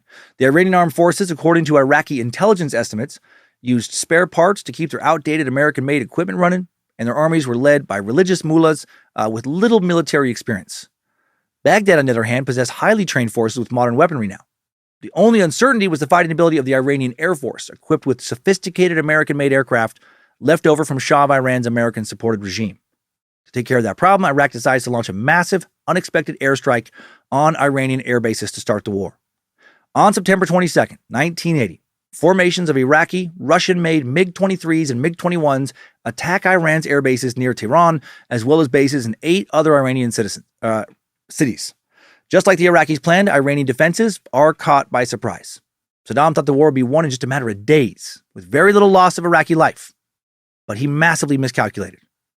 Iran had 3 times the population, 3 times the land area as well that Iraq did. Over the next 2 years, an estimated 100,000 Iraqi soldiers will die. Thousands more will be permanently injured or rot away in Iranian POW camps. The initial Iraqi raids largely failed because Iranian jets were protected in specially strengthened hangars. This saves their asses. Iranian Air Force, a lot stronger than Iraq expected. Within hours of being attacked, Iranian F-4 Phantoms now take off from the same bases that were just bombed, successfully attacking strategic important targets close to major Iraqi cities. And they return home with very few losses. As the air war continues, Iraq orders 6 of its infantry divisions over the border into Iran, where they drive as far as 5 miles inland and occupy 850 square miles of Iranian territory. Iraq's blitz-like assaults scatter and demoralize the Iranian forces, and the international community again believes Iraq will win the war. But the Iranians reject a settlement offer and hold the line against the militarily superior Iraqi force. Refusing to accept defeat, they slowly begin a series of successful counterattacks in January of 1981. Thousands of fanatical Basij, Popular Mobilization Army or People's Army volunteers, charge forward, many of them unarmed and ready to die. More on this unique force in a bit. The recapture of Abadan, Iran's first major victory, comes in September of 1981. In March of 1982, Iran launches its Operation Undeniable Victory, which marks a major turning point in the war. Iran broke through Iraq's impenetrable lines, split Iraq's forces, and forced them to retreat. Things are now going very poorly for Iraq. In late June of 1982, Iraq states its willingness to negotiate a settlement of the war and to withdraw its forces from Iran. But Iranian leader Khomeini insists there can be no peace until Saddam is removed from power. Now, at a cabinet meeting, Saddam asks his ministers to candidly give their advice, and the Minister of Health suggests that Saddam should just temporarily step down, but not really, but like pretend to step down, then just resume the presidency after the peace has been established.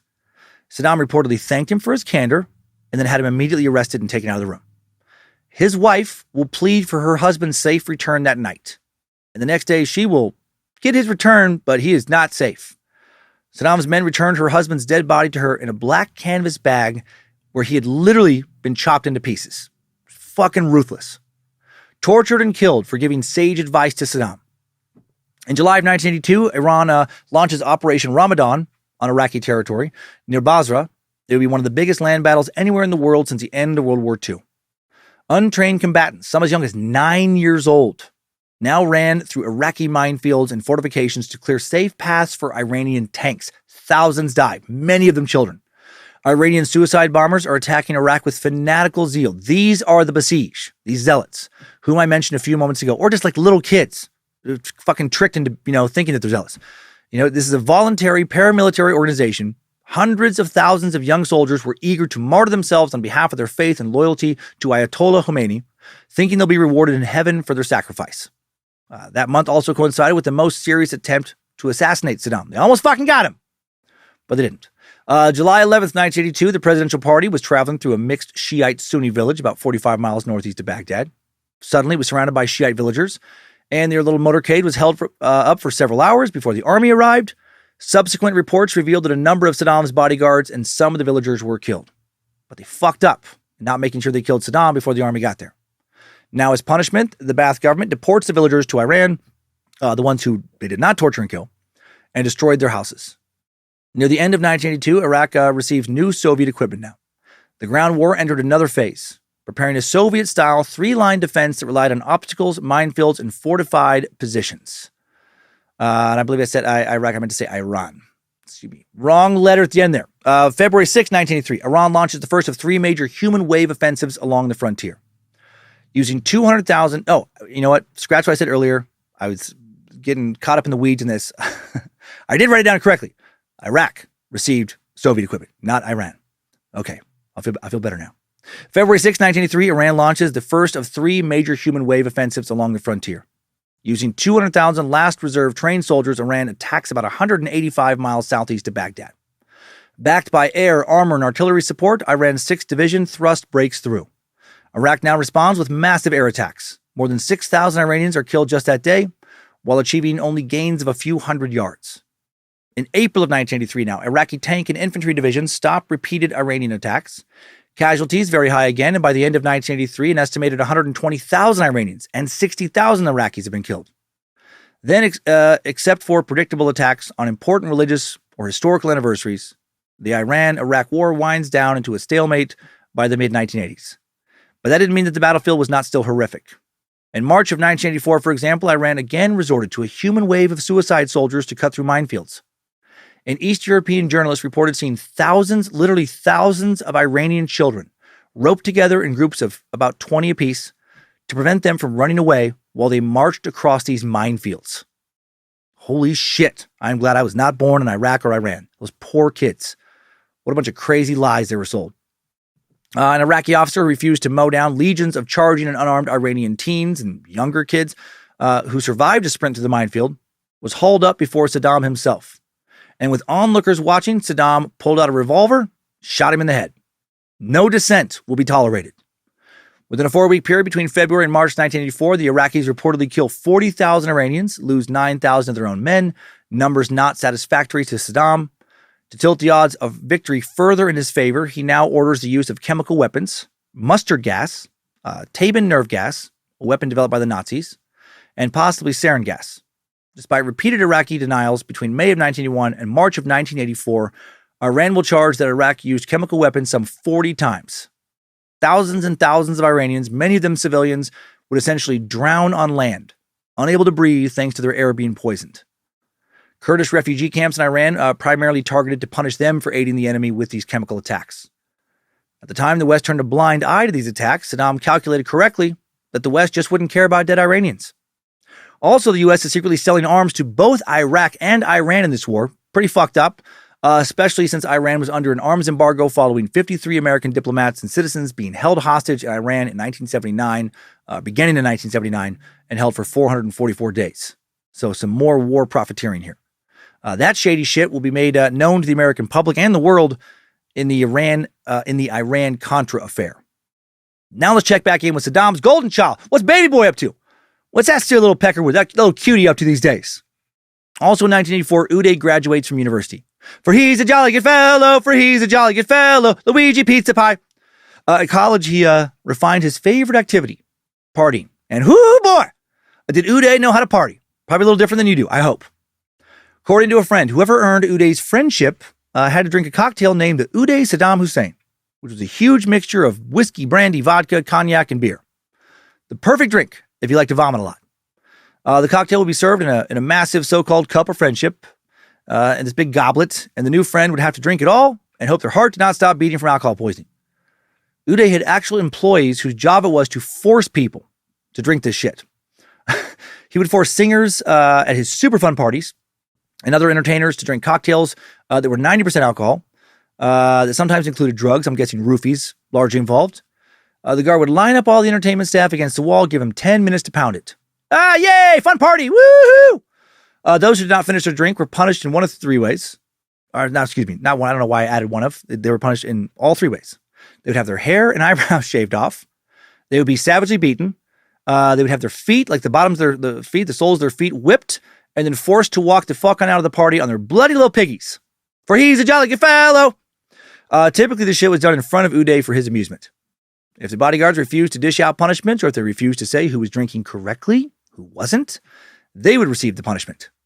His bodyguards, some of whom survived the upcoming wars, alleged that they tortured people in this way twice a week, amounting to at least 100 people a year. And some of the people they tortured did reportedly die from the torture. Ismail Hussein, who worked as a singer at one of Uday's parties, or some of his parties, described it this way, like the atmosphere. He said he'd get drunk and dance. He was a good dancer, too.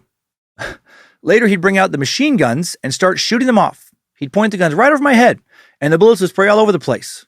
I would sing right through the flying bullets. I couldn't hear the music anymore. His friends are all terrified of him because he can have them imprisoned or killed. I saw him once get angry with one of his friends. He kicked a man in the ass so hard that his boot flew off. The man then ran over and retrieved the boot, then tried to put it back on Uday's foot, with Uday cursing him all the while. For he's a jolly good fellow. But it wasn't all fun and games. For Uday, he was expected to work too. Sort of, not really. After graduation, Saddam appointed him chairman of the Iraqi Olympic Committee and the Iraq Football Association. Uday also ran a food processing business called Super Chicken, where he did nothing, but reportedly earned millions of dollars. And he was in charge of an ice cream company called The Wave, where he didn't do shit, made a bunch of money. But the Olympic Committee was his favorite. Do you want to guess why? Yeah, that's right, more torture, for he's a jolly good fellow that everyone can deny. Raed Ahmed, an Iraqi weightlifter who escaped after his event at the 1996 Summer Olympics in Atlanta, said during training he would watch all the athletes closely and put pressure on the coaches to push the athletes even more. If he was not happy with the results, he would have coaches and athletes put in his private prison in the Olympic Committee building. The punishment was Uday's private prison where they tortured people. Some athletes, including the best ones, started quitting the sport once Uday took over the committee. I always managed to not be punished. I made sure not to promise anything. There was a strong possibility of always being beaten. But when I won, Uday would be very happy. Raed's, I think I said Raed earlier, it's Raed. Raed's wife would be evacuated from their house a day before his escape in Atlanta to a haven in the Kurdish region of northern Iraq, Kurdistan, and then she'll get out of the country in 1998. And now that couple does live in Dearborn, Michigan with their 5 healthy kids. So hail Nimrod for a happy ending in this story. Mood Ibrahim Hamid, assistant coach of the national football team, said that Uday rewarded players financially for winning and threatened them with imprisonment if they lost. His discipline was administered by jailers known as teachers in a closed section of a detention facility for athletes and journalists in Radwania Palace, an 18 square kilometer complex decorated with marble, luxury furniture, and monuments dedicated to Saddam. So many palaces. During his nearly 24 years in power, Saddam Hussein, his regime, built nearly 100 palaces/residences across the country as an expression of his and his family's authority and opulence, their wealth. These provided housing for not just Saddam, but for Ba'ath Party officials he liked at the moment, their families, and Saddam's numerous mistresses. Also, a lot of people were brutally tortured and killed in a lot of these palaces. Can't forget that. Speaking of torture, Uday also tortured his body double, Latif Yahia. He would become Uday's body double in September of 1987. At the age of 23, he was summoned from the front lines of the Iran-Iraq War to the presidential palace, where he discovered that Uday remembered that classmates had remarked on the resemblance between the two when they went to school together. Latif was informed that he was to become Uday's body double to make public appearances as Uday whenever a dangerous situation was expected. What a fun job. Well, Latif had already seen enough of war to know that he was a pacifist who did not support this regime, so initially he refused to take the job and was subsequently put in prison, solitary confinement, where he was very lucky not to have been tortured and killed. After having some time to think during his imprisonment, Latif now agreed to be Uday's body double. Oh yeah, no, that's fucking great. No, I'd love to. Can't wait. Favorite job ever. He was trained for 6 months to imitate Uday's speech patterns and manners. He even underwent cosmetic surgery, had cosmetic dental work done to make their appearances even more similar. And not surprisingly, he will claim to have witnessed some horrific shit. According to Latif, one day Uday raped some little Palestinian girl, age not listed, but she sounds very young, who he saw selling flowers in the Al-Rashid Hotel. Just felt like raping some kid, so he did. Later, he raped and then murdered a little deaf girl he saw on the street in Nineveh. Uday also ordered the kidnapping of Ilham Ali al-Hassami, a beauty pageant winner, after she rejected his advances. Uday and his bodyguards subsequently held her captive and raped her for fucking weeks. Also spread the rumor that she was a prostitute, leading to her being honor killed by her dad once she was finally released. What a great righteous father. What a fine patriarch. I hope that motherfucker was tortured and killed by Saddam's regime later. Fuck him and fuck whatever beliefs led to him murdering his daughter for having the audacity to be kidnapped and gang raped for weeks. When the father later confronted Uday ordered Latif to shoot him. Rather than acquiesce, Latif claimed he instead refused and attempted to commit suicide. On another occasion, Uday attacked a newlywed couple and raped the bride in Al Medina Hotel. She then committed suicide, just threw herself off the balcony, that night. And her husband, lieutenant, was then subsequently executed for insulting the president when he said some choice words when he was mad about his wife being raped. Just pure fucking evil. Meanwhile, there's still a war going on. Back to 1985. In 1985, both sides, Iraq and Iran, tried a new strategy, intentionally shelling civilian centers and factories. Right? Just win by any means necessary. Then in late March of 1986, UN Secretary General Javier Perez de Cuellar formally accused Iraq of using chemical weapons against Iran. The Secretary General called on Baghdad to end its violation of the 1925 Geneva Protocols on the use of chemical weapons, citing a report by 4 chemical warfare experts the UN had sent to Iran in February and March of 1986. Iraq attempted to deny using chemicals, but the evidence was overwhelming. Hundreds of chemically burned victims have been flown to European hospitals for treatment. Our British representative at the Conference on Disarmament in Geneva in July of 1986 estimated that Iraqi chemical weapons had already killed about 10,000 Iranians. By the late 1980s, both Iran and Iraq had lost most of their ships, but supplies continued to arrive on ships owned by other countries to provide still more weapons and supplies. Keep the war going. Ships would then depart with Iranian or Iraqi oil. Iraq then steps things up a notch by introducing French combat aircraft armed with high-tech Exocet missiles to attack Iran and Iran-allied ships with the goal of cutting off Iran's oil exports and forcing it to the negotiating table. Iran retaliates by attacking a Kuwaiti oil tanker near Bahrain and then a Saudi tanker in Saudi waters just 5 days later. The message is clear. If Iraq continues to interfere with Iran shipping, that no Gulf state will be safe. And sure enough, oil supplies to the rest of the world plummet. Iraq and Iran would only accept a UN-sponsored moratorium or temporary ban on attacking civilians, on civilian targets like ships, but then Iraq says fuck it and resumes attacking neutral ships soon after the agreement goes into effect. In 1987, Iraq steps up air raids on tankers serving Iran and Iranian oil exporting facilities, even vessels that belong to conservative Arab states of the Persian Gulf that should have been Iraq's allies. Iran escalates its attacks on shipping in response. There's more chaos in the Middle East. Many of the neutral oil ships damaged or sunk were Kuwaiti. The Kuwaiti government sought protection for its tankers from the international community in the fall of 1986, and the Soviet Union responded first, agreeing to charter several Soviet tankers, which would fly the Soviet Union's flag to Kuwait in early 1987. The U.S. hesitated to follow suit until May 17th of 87, when an Iraqi missile attack on the USS Stark kills 37 crew members. To be clear, it was actually Iraq, not Iran, that the U.S. is still hoping will win this conflict. The Ayatollah Khomeini had made Iran an enemy of Americans when U.S. citizens were held hostage in the U.S. Embassy in Tehran in 1979, 1980, and 81, as I mentioned earlier. The U.S. actually will use the Stark incident to blame Iran for escalating the war and offers to send its warships to the Gulf to escort 11 Kuwaiti tankers after Iraq apologizes for this, quote, mistake. U.S. still does not want to make Iraq look bad because we want their oil. By early 1988, the Gulf was a crowded theater of military operations. At least 10 Western navies and 8 regional navies were patrolling the area, the site of weekly incidents in which merchant vessels were continually crippled or sunk. So many people just trying to do their jobs, just getting sunk to the bottom of the sea. Finally, the war's end seemed inevitable when the Iraqis defeated the Iranians in 4 major battles from April to August of 1988. Also in 1988, on March 16th, the Halabja massacre occurs. 5,000 Iraqi Kurdish civilians poisoned to death by Iraq's military in another chemical weapons attack involving mustard gas. Another 10,000 are wounded.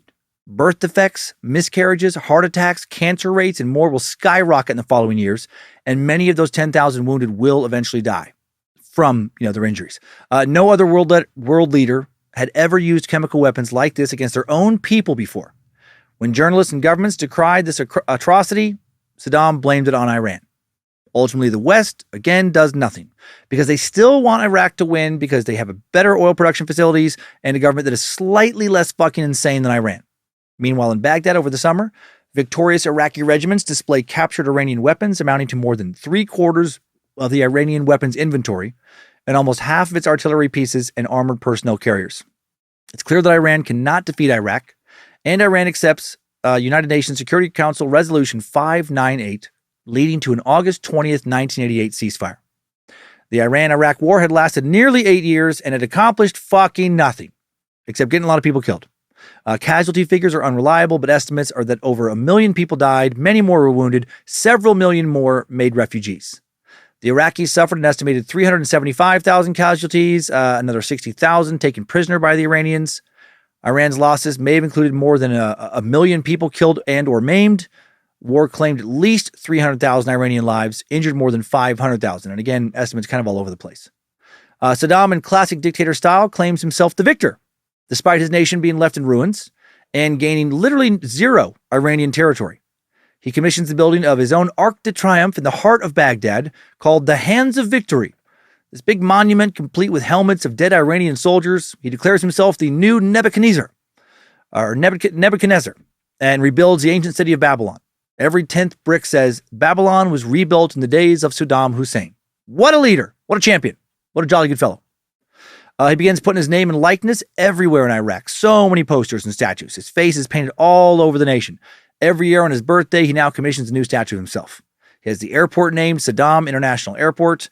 Roads all over the country are named Saddam Hussein. Everything is Saddam. I saw this docuseries, or this documentary, just like video of just like, somebody driving down the street in Baghdad, and his face is fucking everywhere, like to a cartoonish degree. Despite seeming like he's a king of the world, his war with Iran has put his nation into enormous debt, and Saddam now owes a lot of money to Saudi Arabia and Kuwait. Owes him an estimated $40 billion, at least $10 billion to Kuwait specifically. Tab he has no intention of paying. Despite not really defeating Iran, Saddam's military machine, numbering more than 1 million men, with an extensive arsenal of chemical weapons, long-range Scud missiles, and a large air force, emerges as the most powerful and battle-hardened armed force in the Persian Gulf region. And Saddam has not lost sight of his main goal, right? Making Iraq into a war machine, the most dominant force in the area, becoming the most powerful Arab state in the world, an Arab state that he would like to enlarge by taking over other Arab states. And to build a war machine capable of that type of domination, he'll need not only more men and more equipment, but more cash and oil. And guess what? Kuwait has both. Let's learn a little bit about Kuwait now. Like Iraq, it was once a British mandate. Britain's colonial rule of Kuwait ended far later than Iraq's in 1961, when the new country declared its independence. Iraq immediately wanted to attack Kuwait, arguing that prior to World War I, it had belonged to Iraq under the Ottoman Empire. The empire had indeed exercised a weak sovereignty over Kuwait in the late 19th century, but the British began protecting the area in 1899. When the Iraqis threatened to attack Kuwait in 1961, British troops and aircraft rushed to Kuwait to defend it. A Saudi-led force of 3,000 from the League of Arab States, which supported Kuwait against Iraqi pressure, also stepped in and soon replaced the British. In addition, to help resolve the border dispute between Iraq and Kuwait, Iraq received a large compensation payment.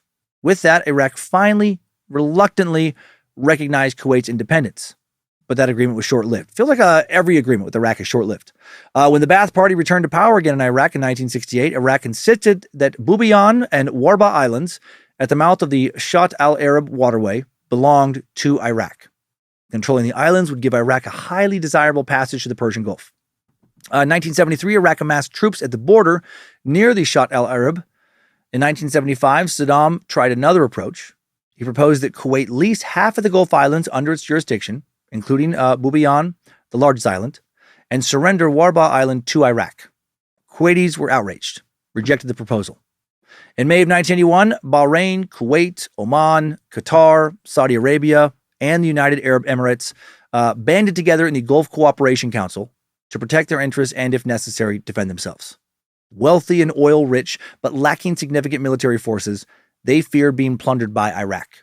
Saddam continued to put pressure on Kuwait into the 80s, wanting to build a naval base on Bubiyan Island. He also began accusing Kuwait of illegally siphoning off oil from the Mila field, one of the world's largest oil pools, which Iraq and Kuwait did share. But before we get into the big event, let's check in with our old pal, our old buddy, the magnificent and magnanimous Uday Hussein again. What the fuck has that jolly old psychopath been up to? What merriment has he been gently spreading? What has he been doing to this music? Just running around having a fucking grand old time, making people laugh, tickling people, telling jokes, shooting them, burning their nuts off, that kind of stuff.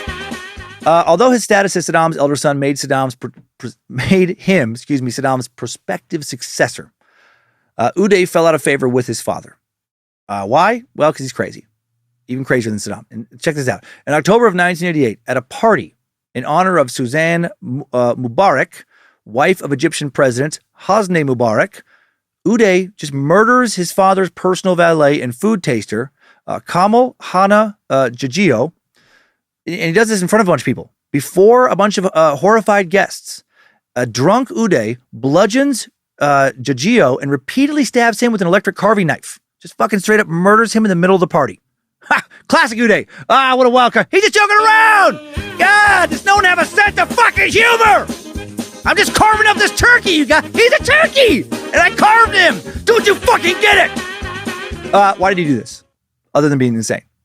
Well, he did this because Jajio had recently introduced Saddam to a younger woman, Samira Shabandar, who became Saddam's second wife in 1986. Uday considered his father's relationship with Shabandar an insult to his mother and decided to do something drastic about it. Well, then as punishment for the murder and being a naughty boy who refuses to go pee-pee on the potty, Saddam briefly imprisons Uday and burns some of his car collection. Once released, Uday is sent to Switzerland now to act as the assistant to the Iraqi ambassador there. So a lowly appointment intended to shame him. He was expelled by the Swiss, though, less than 2 years later, 1990, because he kept getting arrested for fighting. Sounds like him. He's a monster and he's a mess. Cannot wait for him to die in this timeline. All right, back to big geopolitical events now. August 2nd, 1990, the Iraqi army invades and occupies Kuwait. Saddam's most colossal miscalculation. While this enemy is not very powerful, this enemy has very powerful friends. A force of about 120,000 Iraqi soldiers and approximately 2,000 tanks and other armored vehicles meet little resistance. The Kuwaiti army was not on the alert, and it really wasn't much of an army. Troops at their posts could not mount an effective defense. Some aircraft operating from southern Kuwait attacked Iraqi armored columns before the airbase was overrun, then sought refuge in Saudi Arabia. Of the 20,000 Kuwaiti troops, many were killed or captured, although up to 7,000 escaped into Saudi Arabia, along with about 40 tanks. Having completed the occupation of Kuwait quickly, the Iraqi Iraqi armored and mechanized divisions and the elite Republican Guard now advanced south toward Kuwait's border with Saudi Arabia. Intelligence sources indicated that the Iraqis were positioning themselves for a subsequent drive into the Saudi oil fields and shipping terminals, possibly continuing towards the other Gulf states, just fucking take it all over. In other words, Saddam is making a bid to control about a third of the world's oil production at this time. August 2nd, in the first of a series of resolutions condemning Iraq, the United Nations Security Council now calls for Iraq's unconditional and immediate withdrawal from Kuwait. Also, on August 2nd, President Bush issues Executive Order 12,722, blocking Iraqi government property and prohibiting transactions with Iraq. Under this embargo, all Iraqi assets are frozen, and private financial transactions and trade with Iraq are prohibited. If you have a lot of oil and you want to continue to be the friend of the U.S., you can't fuck over another friend of the U.S. who also has a lot of oil. All direct U.S. exports and U.S. exports by third-party countries to Iraq are prohibited, except for certain informational materials and donations of articles needed to relieve human suffering like food, clothing, medicine, so on.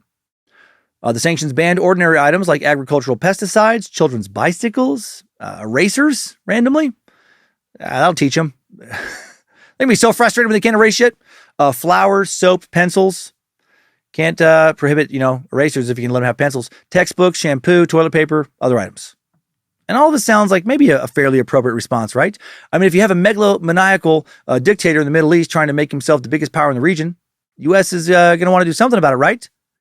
Except it's more complicated than that. Over the summer, some U.S. personnel had actually implied to Saddam, depending on how you look at it, that it was fine for him to invade Kuwait. April Glaspie, U.S. ambassador to Iraq, had met with Saddam in late July to talk about Saddam's sights on Kuwait, during which she had said, quote, "We have no opinion on your Arab-Arab conflicts, such as your dispute with Kuwait. Secretary Baker has directed me to emphasize the instruction first given to Iraq in the 1960s, that the Kuwait issue is not associated with America."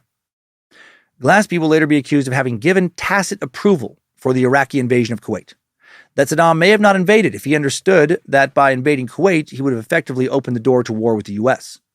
Journalist and future UN Director of Communications Edward Mortimer wrote in the New York Book Review in November of 1990, or New York Review of Books, "It seems likely that Saddam Hussein went ahead with the invasion because he believed the U.S. would not react with anything more than verbal condemnation. That was an inference he could well have drawn from his meeting with U.S. Ambassador April Glaspie." So pretty big fuck up on the United States part there. Regardless, on August 6, 1990, the United Nations formally voted to enforce an international embargo, which included forbidding member nations from purchasing Iraqi oil, a potentially hurtful blow to their economies. The UN also gave Saddam Hussein until January 15th to withdraw from Kuwait. Saddam did not, as you would imagine, love that. In response, Saddam defiantly proclaimed Kuwait as Iraq's 19th province. He ignored United Nations directives to retreat from Kuwait, proclaiming that the great, the jewel, and the mother of battles has begun. This delusional egomaniac, ready to take over the world, even though he can't even take over Iran. He's gone full He-Man. There we go. By the power All of a sudden, it felt right to push that button. I have the power! I'm the greatest dictator in the world! August 7th, 1990, the Pentagon in Washington, D.C. begins deploying troops. Next day, President Bush orders armed forces to Saudi Arabia. Their purpose, to protect the Saudi Arabians from any Iraqi attack. Iraq responds by declaring that male hostages will be used as human shields at strategic Iraqi sites to deter military attacks at these locations. So that's fucking cool. That sounds like Saddam. August 22nd, 1990, Bush calls up reservists. Iraq then announced that it would withdraw from Kuwait if it was allowed to retain those islands of Bubiyan and Warba. The offer not accepted. Over the next few months, a coalition force of more than 600,000 ground, sea, and air force personnel are deployed to defend Saudi Arabia and drive the Iraqis out of Kuwait. Called Operation Desert Shield, command of the force will be divided between several leaders. The commander-in-chief of the U.S. Central Command, General H. Norman Schwarzkopf, headed United States, British, and French units. Fucking Stormin' Norman, baby! The bear! His Saudi counterpart, Lieutenant General Khalid bin Sultan Al Saud, commanded units from 24 non-Western countries, including troops from Saudi Arabia, Egypt, Syria, Kuwait, and other Gulf states. Fucking Stampede and Khalid guy. The Muskrat. I have no idea if he had nicknames. In addition to 20,000 Saudi troops and 7,000 Kuwaiti troops, an estimated 3,000 personnel from the other states of the Gulf Cooperation Council joined the land forces wing of the coalition offensive. In the meantime, however, Saddam prepared to play another card, environmental terrorism. On October 26, 1990, the London Financial Times carried an interview with the senior engineer of the Kuwait Oil Company. He warned that Iraq had mined 300 of the 1,000 oil wells in Kuwait.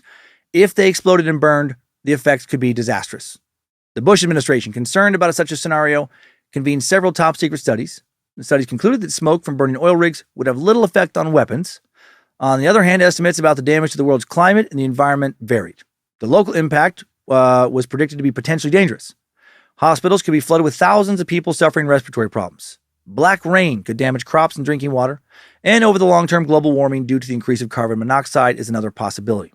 Quickly seizing the oil fields would be critical. In December, U.S. troops are vaccinated in anticipation of biological warfare. How scary is that? Then everyone held their breath for that January 15th deadline. And when the clock struck midnight local time at the end of the day on January 15th, Iraq had still not pulled out of Kuwait. And so, Operation Desert Shield now officially becomes Operation Desert Storm. Mere minutes after the deadline passed, on the night of January 16th, 1991, B-52 bombers took off from the U.S. carrying conventionally armed air-launched cruise missiles. It would take them 11 hours to reach Baghdad. Meanwhile, on board the warships of an international armada in the Persian Gulf region, pilots and flight crews prepared for the biggest airstrike since World War II. On U.S. warships, sailors prepared Tomahawk land attack missiles, TLAMs, for their first combat launch. Shortly after midnight, several dozen streaked away into the darkness, heading for Baghdad, carrying explosive warheads weighing approximately 1,000 pounds. An hour later, while the TLAMs were still in flight, helicopters attacked early warning radar sites in southern Iraq. Stealth fighters had already passed over these sites en route to attack targets in western Iraq and Baghdad. The helicopters, cruise missiles, F-15E Eagle fighters, and British GR-1 Tornado fighter bombers tore gaps in Iraqi radar coverage for the smaller aircraft which were following. At about 3 a.m. local time, 7 p.m. Eastern time, on January 17th, a huge air armada led by a fighter sweep of F-15s and F-14s, moved north from staging areas in Saudi Arabia towards Iraq. They took off in pairs, disappearing as they gained altitude. The aircraft were heavily loaded with bombs and under-wing fuel tanks for the long trip north. They were also armed with cannon and air-to-air missiles for self-defense. It's just so much fucking firepower. Shortly before dawn, Baghdad residents heard explosions and saw the first flashes of light. CNN news presenters rushed out onto the balcony of their Baghdad hotel to broadcast live the start of the Persian Gulf War, or Operation Desert Storm. And I remember watching some of that footage. I think I watched it live. So intense. Those missiles were striking real close to the hotel. What followed was a devastating and sustained aerial bombardment involving cruise missiles launched from U.S. warships and U.S., British, and Saudi Arabian fighter planes, bombers, and helicopters. More than 1,000 sorties were flown in the first 24 hours alone of Desert Storm. The main targets were military, but Baghdad, the Iraqi capital, also heavily hit. Over the following days, all over the world, TV audiences able to watch the war unfold on their screens. Pictures of missiles launching and fighters taking off are broadcast daily. Within a few weeks, coalition air forces had systematically destroyed electric power plants, water treatment facilities, telephone and radio exchanges, food processing, storage and distribution facilities, transportation systems, and even civilian factories. One of the most publicized of these incidents was the bombing of an infant milk factory that the U.S. said was a military factory. So that one, not a good look. Saddam seized on the emotionally charged event, inviting tours of foreign journalists to see the destruction. He also tried to do everything he could to advance his troops, regardless of the cost of life or environment. On January 22nd, Iraq had begun oil tank fires in Kuwait in hopes of camouflaging troop movements. The number of burning oil wells would increase day after day until coalition troops seized those oil fields. In another gambit of environmental terrorism, Iraq deliberately dumped thousands of barrels of oil into the Persian Gulf on January 25th in an attempt to foul Saudi Arabia's desalination plant. There's just some dirty fighting. And the environmental and death toll continues. February 13th, what became known as the Al-Mariya bombing, shook the U.S.-led alliance and brought home the human cost of Desert Storm. A U.S. stealth bomber dropped 2 laser-guided bombs on what allies mistakenly pinpointed as an important command and control bunker. Allied forces were unaware, according to official claims, that hundreds of women and children had been routinely hiding in the bunker since the start of Desert Storm. The pilots intended to drop the 1,800-pound bombs into the ventilation shafts of the shelter, but one missed, exploded nearby, and blocked the only escape route. The second then plunged into the bunker, exploded in the middle of the largest room on the upper floor, and the effect was terrible. 314 people are believed to have died, 130 of them children. Yeah, just fucking awful. Scenes of badly burnt bodies being pulled out of the mangled shelter and distraught relatives waiting outside shocked the world. The bombing was quickly exploited by the Iraqi authorities, who allowed Western TV crews to report the event uncensored. Tensions continued to mount when Baghdad television displayed American pilots now as prisoners of war, but that was a miscalculation. Saddam fucked up there. Instead of encouraging the anti-war movement in the U.S., as he had hoped, broadcasting pictures of injured U.S. pilots seemed to harden American resolve. He further shocked the American public by attacking Israel with Scud missiles. The Bush administration quickly persuaded Israel not to retaliate out of fear it would dissolve the Arab alliance against Iraq. And those airstrikes wouldn't be needed. A ground assault was coming. A multinational command of troops would attempt to cut the links between Iraqi forces in Kuwait and their bases in Iraq, and they would succeed big time. General Schwartz got fucking Stormin' Norman.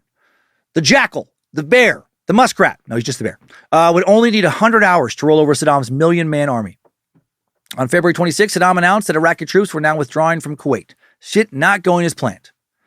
Iraqi troops, although in strong positions, surrendered or streamed to the north en masse. Units of Joint Forces Command East, a coalition of brigades from Saudi Arabia, Kuwait, Bahrain, and Qatar, advanced up the coastal road, capturing the city of Kuwait on the third day of the offensive after light fighting and the surrender of thousands of Iraqi soldiers. In the 2 weeks that followed, thousands more Iraqi soldiers will surrender to American and other UN forces. Most are exhausted and eager to lay down their arms. Early on in the conflict, President Bush decided that U.S. troops would not invade Iraq and capture Baghdad, a decision many policymakers have since questioned. A 3-day ground offensive campaign ended on February 27th when President Bush declared victory. In his secret office where he had been working during the 42-day war, Saddam called in one of his generals during the final days of the conflict to hear his assessment of Iraq's performance. Saddam asked him, "What is your evaluation, General?" And the answer was, "I think this is the biggest defeat in military history." It's fucking ballsy. Saddam goes, "How can you say that?" And then he says, this is bigger than the defeat at Khorram Shah, one of the worst Iraqi losses in the war with Iran that cost tens of thousands of Iraqi lives. Saddam said nothing for a moment, then replied, "That's your opinion." According to his longtime mistress, he wept when his forces were driven out of Kuwait. Apparently that guy wasn't killed for saying all this stuff. Nevertheless, abruptly, March 3rd, 1991, Iraq agrees to all terms set up by the U.S. Marines counted 22,308 Iraqi prisoners of war. On April 11th, the UN Security Council announces that Desert Storm is over. But Saddam maintains he was the victor. Victory! I did it! I won! You guys! I fucking won! I can't believe it! I defeated America all by myself! I got him!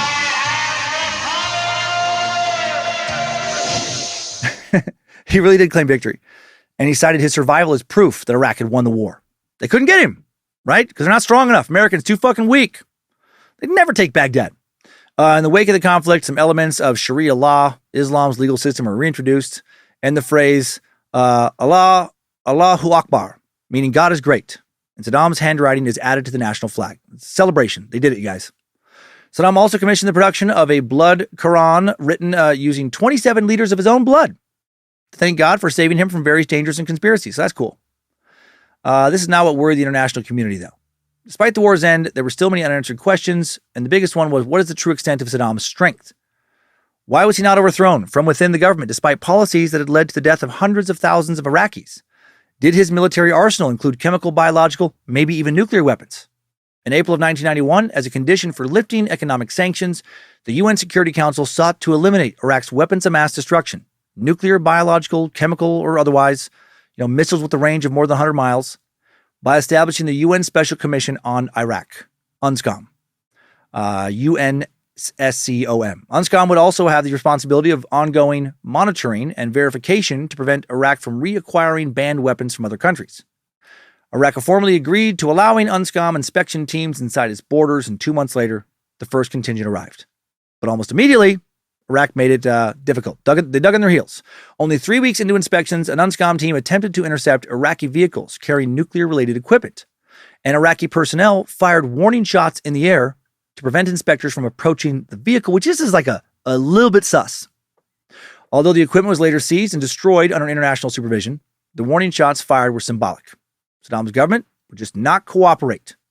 A new contest had begun, one for the weapons. And now any hope that Saddam Hussein was a dependable world leader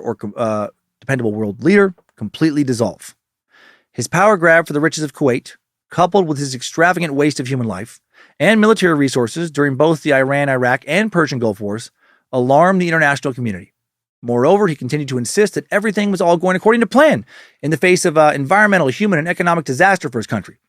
President Bush encouraged the Iraqi people to revolt, and Kurds in the north and Shiite Muslims, repressed by Ba'ath's Sunni majority in the government, embraced Bush's encouragement and did just that. However, When Kurds and Shiites rose up in late 1991, the U.S. failed to support them with military assistance, which is pretty fucked up. 1991 alone, Saddam killed at least an estimated 60,000 Shiite young men, his own people. Iraqi troops crushed the southern Shiite uprising by strafing the marshlands where they lived with their helicopter gunships and shelling villages. Kurdish refugees would flee to Iran and Turkey. Roughly 2 million Kurds will end up fleeing to refugee camps. To protect Shiites from further attack, President Bush announces the creation of a no-fly zone on August 26, 1992. Allied warplanes patrol the region, preparing to shoot down any Iraqi aircraft found in the zone. Though the measure was meant to last for only a few months, Britain and the U.S. would still be enforcing it nearly a decade later in mid-2003. In response, Iraq concentrated a considerable number of combat aircraft at the 32nd parallel and announced it would counterattack if threatened. Meanwhile, the 1992 U.S. presidential election is coming up. Democratic candidate Bill Clinton, who will defeat the incumbent George H.W. Bush and independent Ross Perot, said he agreed with the no-fly zone and upon winning the election demonstrated his commitment to keeping Saddam in check by pounding the headquarters of the Iraqi intelligence service with 23 Tomahawk missiles, June 26, 1993. What provoked the attack was the discovery of an Iraqi plot to assassinate President George H.W. Bush during his visit to Kuwait the previous April. The 175-pound car bomb was supposed to go off by remote control when Bush visited Kuwait University. If that failed, an assassin wearing a bomb belt was supposed to move near Bush and blow them both up, but obviously that never happened. By November of 1994, it looked as if the combination of military retaliation and UN economic sanctions against Iraq was working. On November 10th, Iraq recognized the sovereignty of Kuwait and accepted the border between the two nations drawn up in 1993 by a UN commission. Would this be enough to lift the ongoing sanctions against Iraq? On April 14th, 1995, the UN Security Council passed a resolution allowing the partial resumption of Iraq's oil exports to buy food and medicine, later called the Oil for Food Program. Under the program, Iraq was allowed to sell oil at market prices under contracts approved by the UN, with the revenue going into a UN escrow account. These funds, a maximum of $10.5 billion a year, would then be used to import food, medicine, other humanitarian supplies through contracts approved by a UN committee made up of representatives of Security Council countries. Reluctantly, Iraq officially accepted the following month that only some of the sanctions would be lifted. But then in late summer of 1995, the Iraqi leader decided against the UN's course of action. Of course he did. Nobody puts Saddam baby in a corner. On August 31st, 1995, Saddam defies U.S. warnings, sends 30,000 soldiers and 3 armored columns into a northern Kurdish stronghold, overrunning the city of Erbil, the capital of Iraqi Kurdistan. Beautiful, an ancient city that was originally written about by the Sumerians. A government spokesperson announced Iraqi forces would withdraw once new authorities had been installed in Erbil. With Iraq's swift assault on the Kurds, Saddam blatantly disobeyed the U.S. for the first time since 1991. Iraq claimed it had invaded at the invitation of Kurdish leader Masoud Barzani, who had been feuding for control with his rival, Jalal Talabani, whose group had recently received help from Iran. Iraq warned the U.S. to keep out of the Kurdish north, vowing to turn the area into another Vietnam if Washington intervened. Also in August of 1995. Remember how Uday is a complete fucking psychopath? Well, he does some crazy fucked up shit again. I kind of love talking about this guy. The Hussein family had all been called to dinner to discuss the worsening economic and security situation in Iraq. But the discussion erupted into a shouting match in which Watban Ibrahim al-Takriti, Saddam's half-brother, who was relieved of his job as interior minister on May 22nd, urged President Hussein to curtail Uday's authority. Apparently, since birth, Uday's upper jaw extended forward an abnormally large amount. It made it difficult for him to speak clearly. And during his impassioned speech, Watban imitated Uday's mannerisms, made fun of his speech impediment. Pretty ballsy. Argument got vicious. Vicious enough, Saddam Hussein asked his son to leave the dinner, so he must have said crazy shit too. And then when Watban returned home, he and his bodyguards were confronted by armed members of Uday's staff who attempted to arrest them. Shooting then broke out and left at least 6 people dead and Watban seriously injured when he got shot. Unclear if Uday participated directly, but, some sources say he did. At the very least, he set this attack in motion. Uday's own newspaper, Babel, reported the following day that his half-uncle was wounded in an accidental shooting during a celebration. Some sources allege that Saddam then ordered Uday to ask his uncle to now shoot him in the same way that Uday had shot Watban, but Watban refused to do so. Instead, Saddam has a luxury garage of Uday's cars burned down. For fuck's sake. Back to the war. September 3rd, 1995, U.S. warships fire a volley of 27 cruise missiles against air defenses in southern Iraq, followed up with a second round of 17 missiles the next day. Saddam responds angrily, urging his Air Force and anti-aircraft gunners to attack U.S. and allied planes in the no-fly zone. Meanwhile, Saddam was still resisting any attempt for the UN to monitor Iraq's weapons. Every few months, reports by a Swedish diplomat, Rolf Ekéus, who led the UN investigations, spoke of gaps and inconsistencies, incorrect information, continual deliberate attempts to mislead UNSCOM teams. Periodically, Iraq's Deputy Prime Minister, Tariq Aziz, would counter by asserting that Iraq was complying with the inspections, but they weren't. As the investigations proceeded, UN inspectors accounted for most of Iraq's remaining nuclear and missile capacity, but they still knew little about Saddam Hussein's chemical weapons, and almost nothing about his ability to wage biological warfare. Resources for chemical weapons, which kill through exposure to poisons like toxic gas, not hard for specialists to detect. But biological weapons spread death through infectious disease, and these deadly organisms are inexpensive to make with simple equipment, and they can be very hard to detect. A factory that supposedly just makes yeast for bread could just as easily be growing the bacteria for anthrax. Backing up a little now, this was the concern UN biologists had in mind, for instance, when they visited the Al-Hakam protein plant southwest of Baghdad in June of 1994. The UNSCOM team concluded that the Al-Hakam plant was making anthrax, one of nature's deadliest organisms, given that they found 34 tons of a powder called growth medium, which is essential for producing protein, but also for producing biological weapons. The inspectors would end up blowing up this plant. When team leader Ekéus questioned Iraqis about what they were planning to do with such large quantities of anthrax, the reply was that the decision was to make it. How to use it, well, that would be decided later. But what about nukes? Could a recently defeated country somehow get the resources to make nuclear weapons? Soon the international community would think yes. In 1995, Saddam's son-in-law, Hussein Kamal al-Majid, defected from Iraq to Jordan, probably because of psychopath Uday. Some versions of the insane dinner party story that I told earlier say that a drunk Uday went to Hussein's house where a party was being held and punched him. A fight broke out. Hussein got his ass kicked, and that led to Watban getting shot.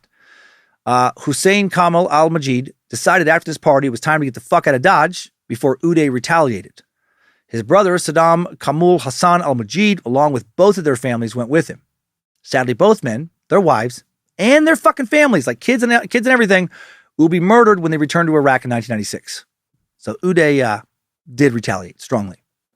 But once in Jordan, Hussein Kamal told officials Iraq had obtained enriched uranium used in the manufacture of nuclear weapons from France and Russia. Days after Hussein Kamal's announcement, even bigger revelations surfaced from a bizarre episode. Boxes of secret Iraqi documents turned up in a Baghdad chicken farm. Until then, the Iraqi government had insisted it had no documents relating to weapons of mass destruction because there was no such programs. But the fucking so-called chicken farm stash, old chicken papers, old fucking chicken deets, chicken records, the poultry something, was a collection of memoranda stating the opposite. So all of this looks very suspicious. Also in 1995, Saddam holds a sham election. Of course he does. In the 1995 referendum, I love this, conducted on October 15th, he received, check this out, 99.96% of the vote. Holy shit. And 99.47% of the population came out to vote. Everyone fucking wanted this guy to be president. They love him so much. Ah, what a great dude. This reminds me of Putin's elections. Just so legitimate.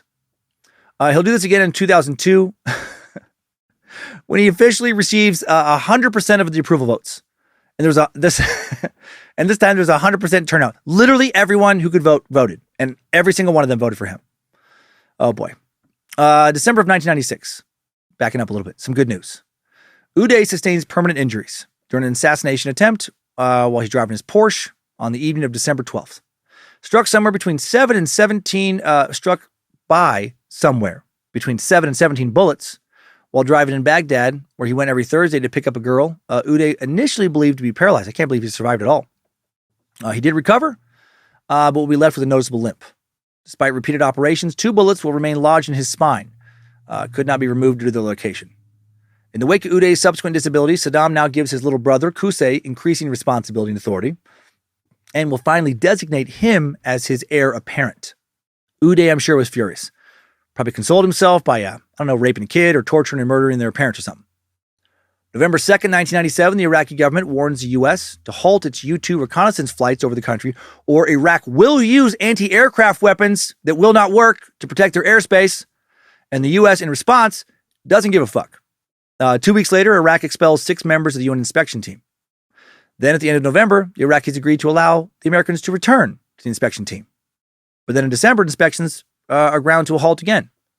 Meanwhile, Iraqi anti-aircraft batteries fire on British and American planes patrolling the no-fly zone. The jets destroyed the batteries and then with air-to-ground missiles. So that wasn't a good call. They're like, enough of you guys. We're going to fucking shoot you guys. And then they shot at them and then immediately got just destroyed.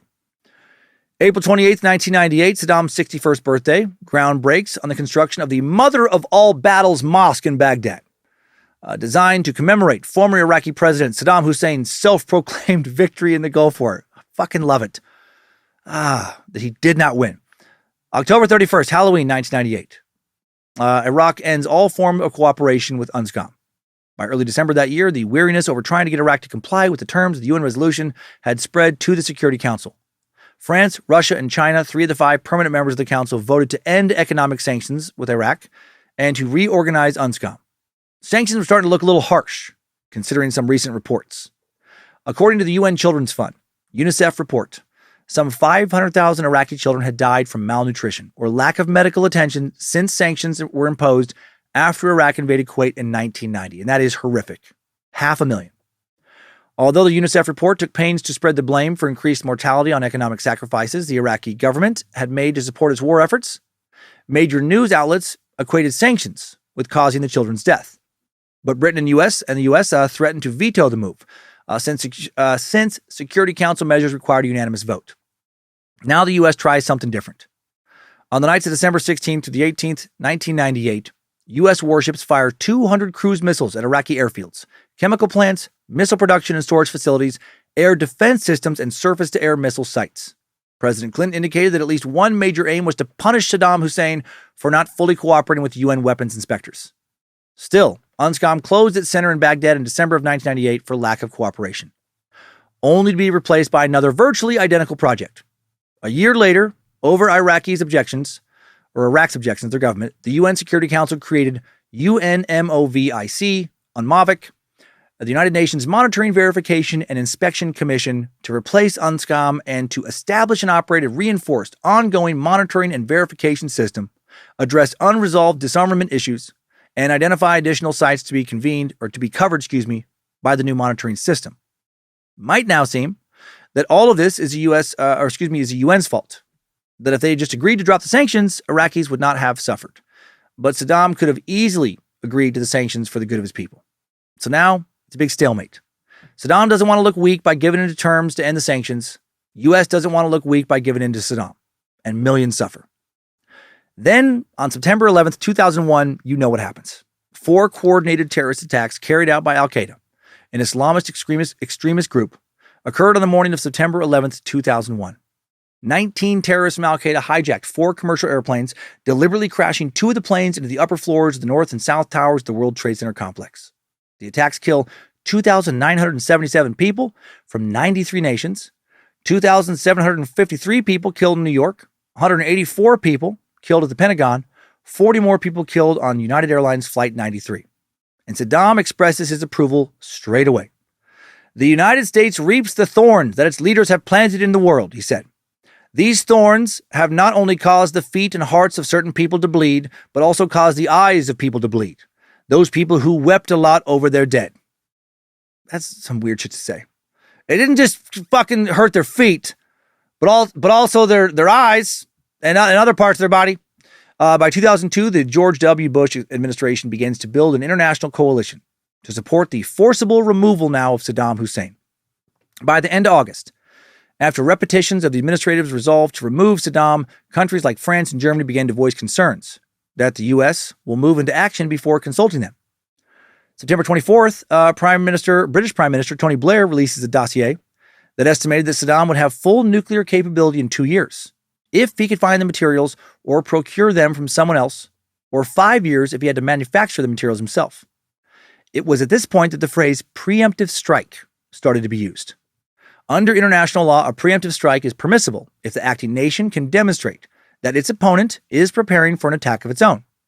If Saddam hated the West and would soon have nuclear capabilities, then could an immediate American attack against him be considered defensive? To bolster this claim, the Bush administration tried to show a link between Saddam and al-Qaeda, the Islamic extremist group that claimed responsibility for 9/11, which had taken place, of course, the year before. Saddam had actually expressed his support for the actions of al-Qaeda, as I went over, but there was no real link between them outside of hating the U.S. and being Muslim. For some reason, however, President George W. Bush seemed to think there was, from the very beginning. According to Bruce Riedel, who was in the White House on the staff of the National Security Council in September 2001, Bruce was with Bush when he had his first phone call after 9/11 with British Prime Minister Tony Blair, and Bush immediately said he was planning to hit Iraq soon on this call. Blair was audibly taken aback. He pressed Bush for evidence of Iraq's connection to the 9/11 attack because Britain had no evidence of that. The CIA under George Tenet insisted in personal meetings with President Bush that there was no connection as well between al-Qaeda and Iraq. However, Vice President Dick Halliburton Cheney and Secretary of Defense Donald Rumsfeld initiated a secret program to re-examine the evidence and marginalize the CIA and Tenet. They clearly wanted someone just to tell them what they wanted to hear, that there was a connection between al-Qaeda and Saddam so they could go fuck Saddam up. Some questionable intelligence acquired by this new secret program, or maybe fabricated is a better word, was turned over to the vice president and presented to the American public as truth. Cheney's office leaked this intelligence to reporters, where it would be reported by outlets such as the New York Times. Cheney would subsequently appear on the Sunday political television talk shows to discuss the intelligence, citing the Times to give it more credence. Still, the CIA's report on Iraq's ties to terrorism noted in September of 2002 that the CIA did not have credible intelligence reporting of operational collaboration between Iraq and al-Qaeda. However, in late September of 2002, National Security Advisor Dr. Condoleezza Rice stated explicitly that there were contacts between senior Iraqi officials and members of al-Qaeda, going back for actually quite a long time, which were rumored to have been based in chemical weapons, and that al-Qaeda prisoners had claimed that Iraqi officials had trained them in the use of chemical weapons. But was there really a connection? Probably not. There was also the broader issue of preemptive strike, which set a terrible precedent for other countries who butted heads, like China and Taiwan, for example, or India and Pakistan. Would it be okay for them to start a war based on nothing more than speculation? Saddam now announced on November 4th that Iraq would be receptive to UN-backed renewal of inspections. Jesus Christ, more inspections, provided that the UN resolution did not serve merely as an excuse for U.S.-led military actions against Iraq. 4 days later, November 8th, the UN passed a resolution, 1441, that would give Iraq one more chance. And it established a timetable. Iraq has 7 days to declare cooperation and then 30 days to produce a full and accurate declaration of all of its programs, including facilities that could be used to make weapons. Inspections were to resume within 40 days, with an update to the Security Council within 60 days of that. The Iraqi parliament deliberated for 4 days and then rejected the resolution, but then accepted it a day later. So chaotic. Finally, November 18th, a preliminary UN inspection team entered Iraq after a 4-year hiatus, with inspections scheduled to begin a week later. Meanwhile, the U.S. is preparing for war.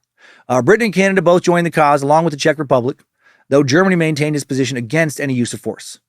Meanwhile, the Iraqi government issued statements accusing the United States, too many fucking United places here, of manipulating the UN to further its aggressive goals. Iraqi Foreign Minister Naji Sabri contended to UN Secretary General Kofi Annan that there were no chemical, biological, or nuclear weapons in Iraq and that the United States had not shown otherwise. He further claimed that holding Iraq to a standard of total accuracy in many thousands of pages, produced in haste to meet the UN deadline, was wildly unfair. Also, it was hard to know what compliance would mean exactly once the inspectors actually reached Iraq. Where should they look? What should they look for? How cooperative would Saddam have to be in order to be deemed compliant? The inspectors' first field visit took place on November 27th, and the inspectors had 60 days now to prepare that preliminary report. But given that there were 700 or so sites under consideration, the investigation was expected to take a full year, even with total Iraqi compliance. However, Iraq was expected to produce its currently accurate, full, and complete declaration by December 8th, 2002, less than 2 weeks away. This is all fucked up.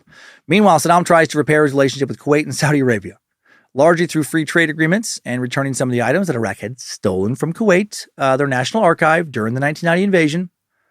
Imagine this was hard to, make amends here. Listen, yes, I stole some of your stuff and killed a bunch of people. Yeah, I technically tried to steal your whole country and blew up a bunch of shit. But I already apologized.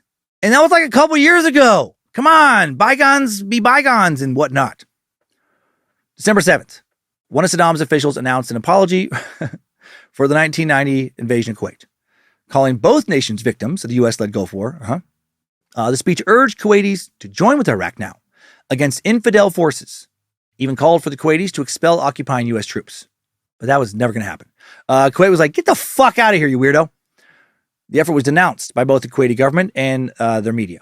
Meanwhile, the Iraqi disclosure report that was due on December 8th actually handed in a day early. The document was huge, about 12,000 pages long, with an 80-page summary. Jesus. And several CDs. Some portions of it were in Arabic. Any analysis of the disclosure would take weeks, and almost immediately it was criticized as being a stalling tactic. The Iraqi administration rebutted that the length was due to the resolution's requirement that all dual-use facilities, places that could produce food or medicine, but also maybe weapons, be described in detail. But the report made it back to the UN, where it be analyzed with Unmavik. Only a judgment of compliance would bring about the end of 12 years now of sanctions. But the report, not as complete as everyone hoped. It seemed like it was actually just a report from 10 years earlier, resubmitted in a new format. They changed the font. We're like, here you go. Here's a new report. It's not the same one. That one was written in Times New Roman. This is written in a different font. That's not Times New Roman. This one was written in, I can't think of literally any other font. The U.S. fucked up a lot with this search. But so did the Iraqi government. They just kept poking the bear. Very big, very powerful bear. And they keep acting like they are for sure hiding something. So either they are hiding something or they're playing a very dangerous game, acting like they're stronger than they are. December 19th, analysts reported to the UN Security Council that the Iraqi declaration definitively contained literally nothing that had not already been declared already in 1998. That same day, U.S. Secretary of State Colin Powell adjudged the declaration as containing flagrant omissions that constituted a material breach and said Iraq's deceptions could make it impossible to avoid war. But was that in fact a material breach? Did the U.S. have the authority to declare that alone? And even if there was a material breach, what would happen? Would the UN discuss and vote on further action? Whose duty was it to decide on what a violation was? Meanwhile, Iraq fired on American and British planes in the no-fly zones over northern and southern Iraq, but the Security Council had never expressly authorized those air patrols in the first place. Was that a violation? UN Secretary General Kofi Annan said that it wasn't. France and the U.S. Secretary of Defense Donald Rumsfeld said it was.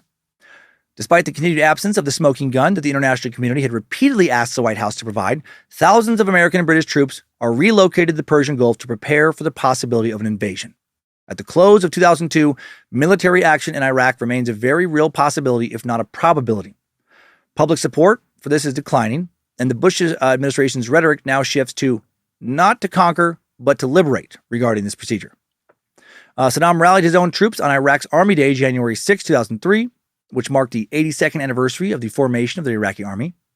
Perhaps with President Bush's infamous axis of evil speech in mind, that was delivered a year earlier referring to North Korea, Iran, and Iraq as rogue states that harbored, financed, and aided terrorists, Saddam refers to Americans as criminals and as friends and helpers of Satan, night, and darkness.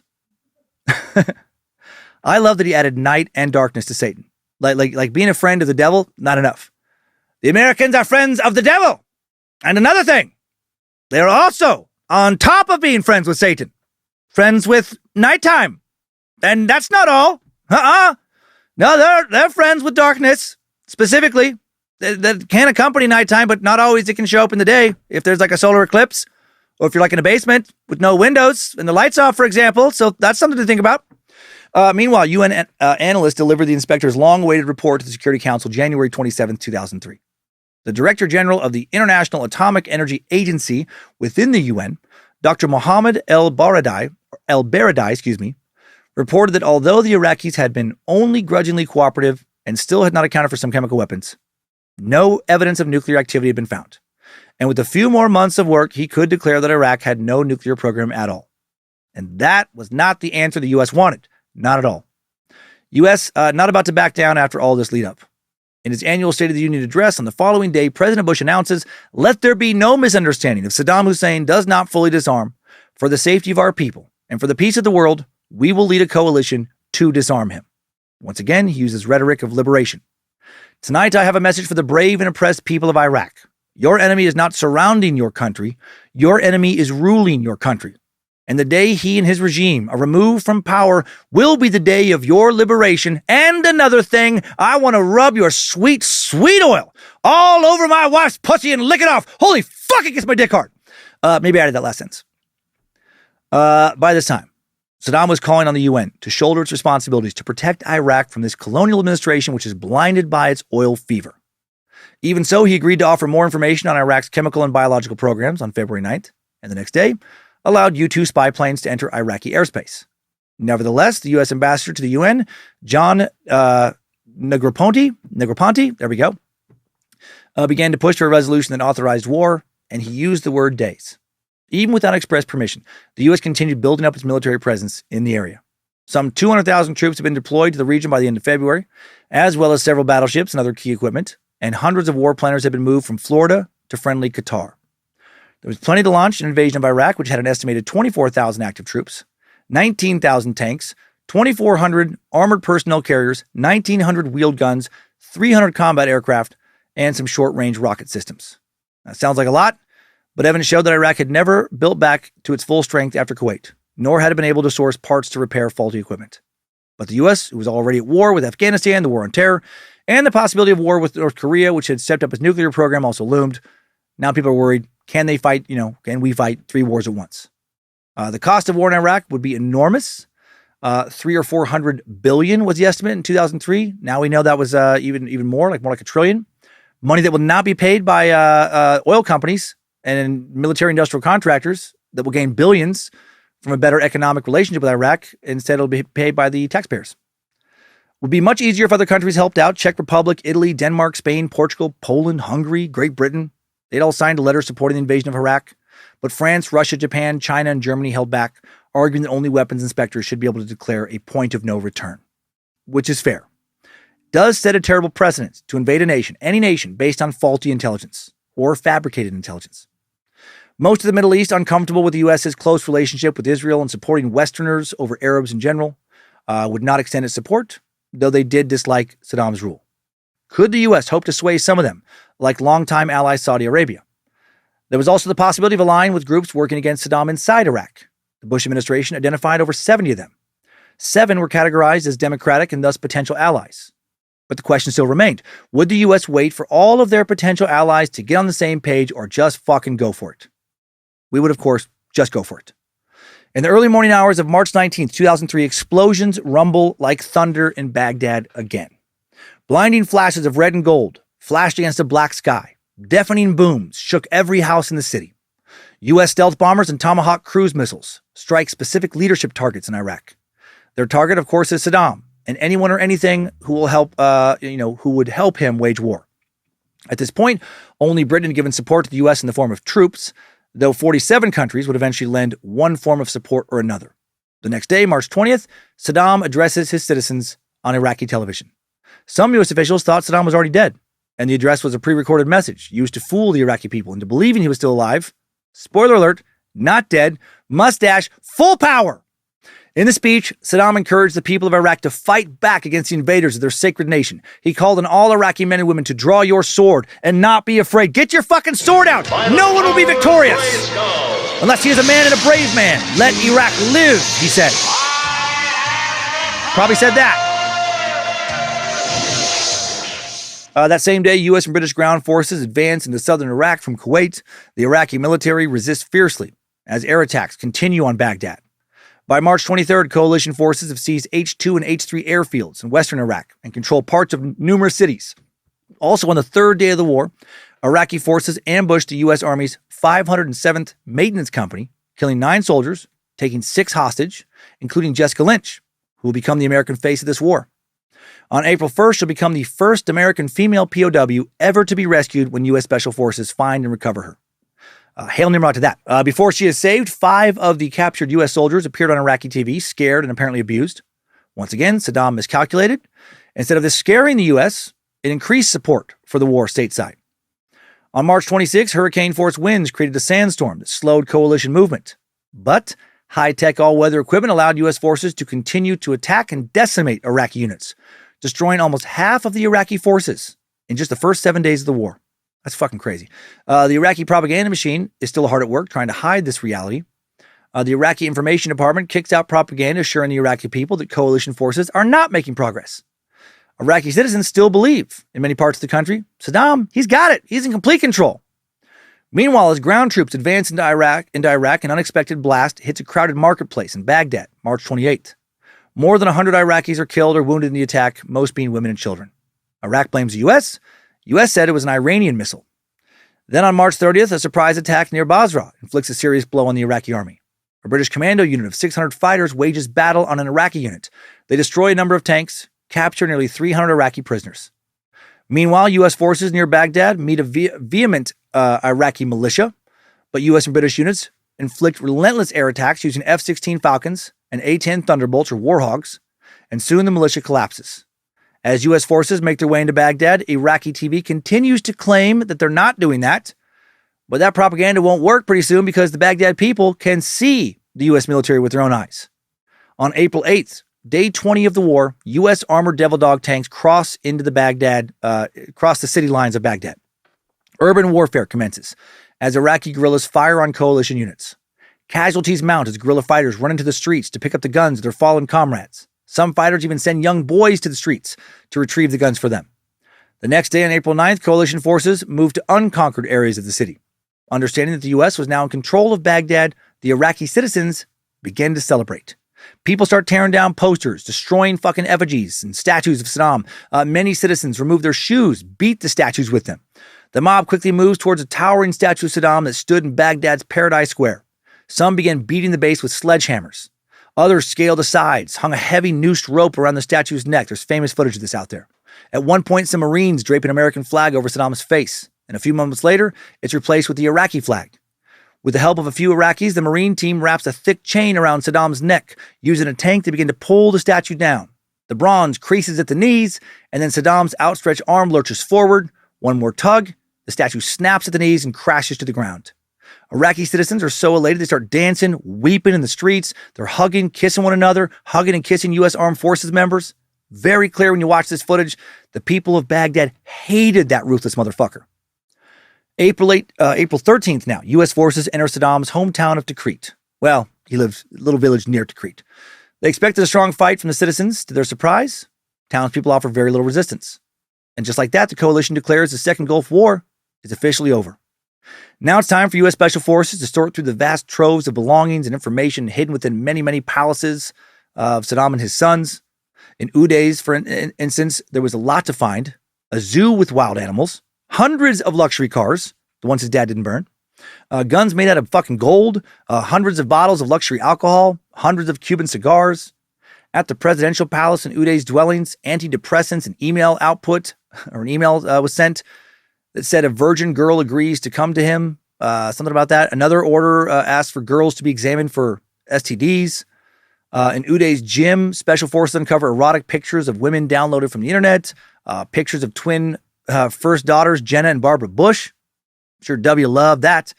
In another house owned by Uday, more porn is found, bags of heroin, more expensive alcohol, vintage cars, and HIV tests are recovered. Probably a lot of other shit that was found that was never cataloged, but instead looted. Large numbers of antiquities were stolen, both from museums and from illegal excavations at archaeological sites throughout the country. What was not found was Saddam or his sons. But on the night of July 21st, U.S. military personnel stationed in Iraq receive a tip on the whereabouts of Saddam's sons, Uday and Qusay. The informant believes the men are at a house in the northern Iraqi city of Mosul. Immediately upon arrival, U.S. forces are met with gunfire there. An ensuing shootout leaves all four people in the house dead, and among them, Uday, 39 years old, and Qusay, 37. So hail Nimrod. Also killed were Qusay's teenage son, Mustafa, and a bodyguard. But not Saddam. U.S. Special Forces scour Saddam's hometown of Tikrit for months. A tip in December 2003 suggests that Saddam was hiding in the small town of Al-Dur, 15 miles from Tikrit, his real hometown. Saturday, December 13th, 8 p.m. at night, Task Force 20 launches Operation Red Dawn. The force separates into two groups, searches two locations called Wolverine 1 and Wolverine 2. Fucking badass names.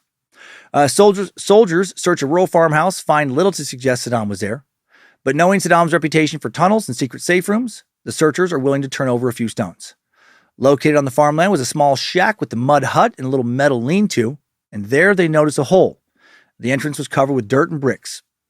Inside this 8-foot deep spider hole is the strong man of Iraq, Saddam Hussein. Looking like a deranged fucking hobo, he says, "I'm Saddam Hussein. I'm the president of Iraq, and I'm willing to negotiate." Fucking negotiate. Get the fuck out of here. You got nothing to negotiate. His captors pick through his shaggy hair, his dirty beard for lice. They scrape his throat, check his teeth. After a brief examination, they light cigars, pat each other on the back, and wish each other a Merry Christmas. Except for Saddam. In a news conference, U.S. Ambassador to Iraq, L. Paul Bremer, with tears in his eyes, states, "Ladies and gentlemen, we got him." Bremer reports plans to put Saddam on trial, but claims that the details of such a trial had not yet been determined. But now there's another question. Who will lead Iraq? The U.S. obviously wanted a lot of say over this, but religious leaders especially thought Iraq's leader should be elected amongst the people, though the U.S. doubted that a free vote and a safe election, or maybe just the election of their preferred candidate, would be possible. So the U.S. sets up the Iraqi Governing Council, placing the formerly exiled Iraqi leader, Ahmad Shalabi, in charge as a strong U.S. ally. Or Shalabi, there we go. Just dubbed the George Washington of Iraq by American supporters, Shalabi was a CIA-backed operative who very quickly fell out of favor. And U.S. Special Forces will raid his private residence in Baghdad just a year after the invasion of Iraq. He later came under investigation by several U.S. government agencies after switching his allegiances to become an instrument of pro-Iranian influence in Iraqi politics. Just can't fucking win over there. The Governing Council was headed by Azzeddin Salim, longtime politician, author, educator, and Islamist theorist. He will be killed by a suicide bomber just a few weeks later. After 2 months of wrestling with issues, the Governing Council signed an interim constitution, though, March 8, 2004. The interim constitution declares Iraq a federalist state with 2 official languages.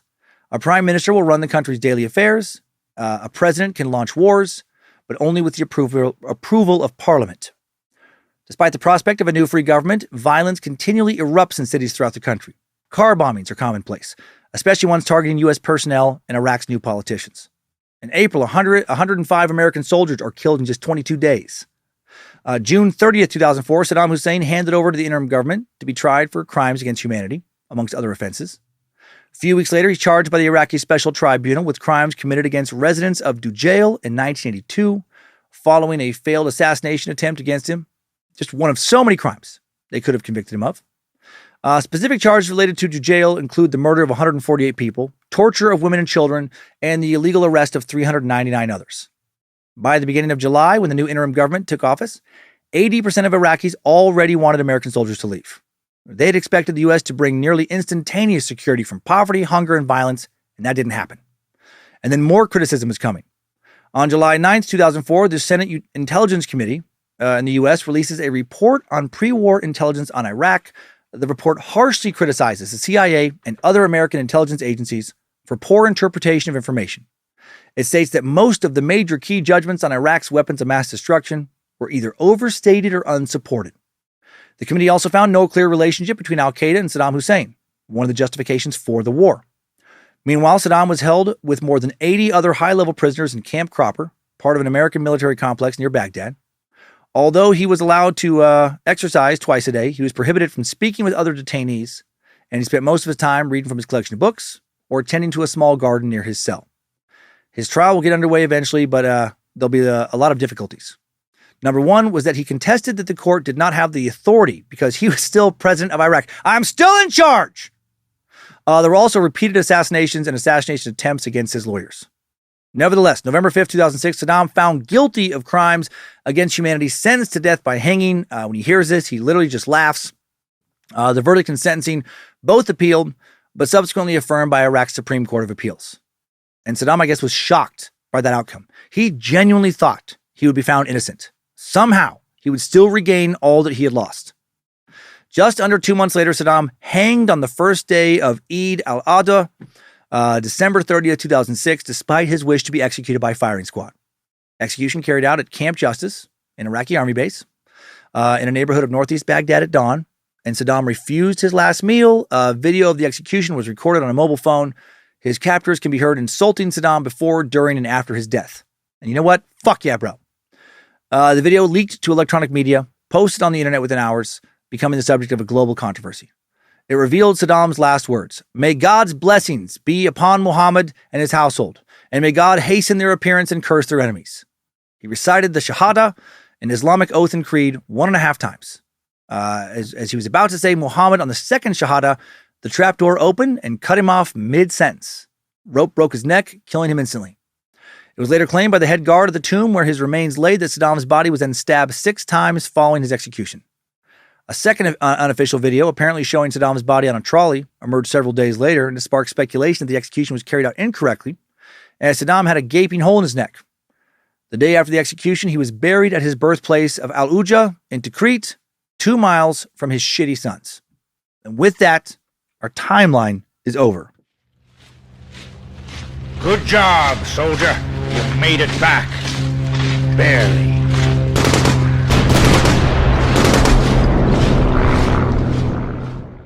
So what happened after the Iraq War?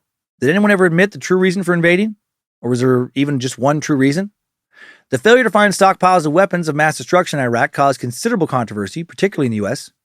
U.S. President George W. Bush and Prime Minister Tony Blair defended their decision to go to war, alleging that many nations, even those opposed to war, believed that, Saddam Hussein's government was actively developing weapons of mass destruction.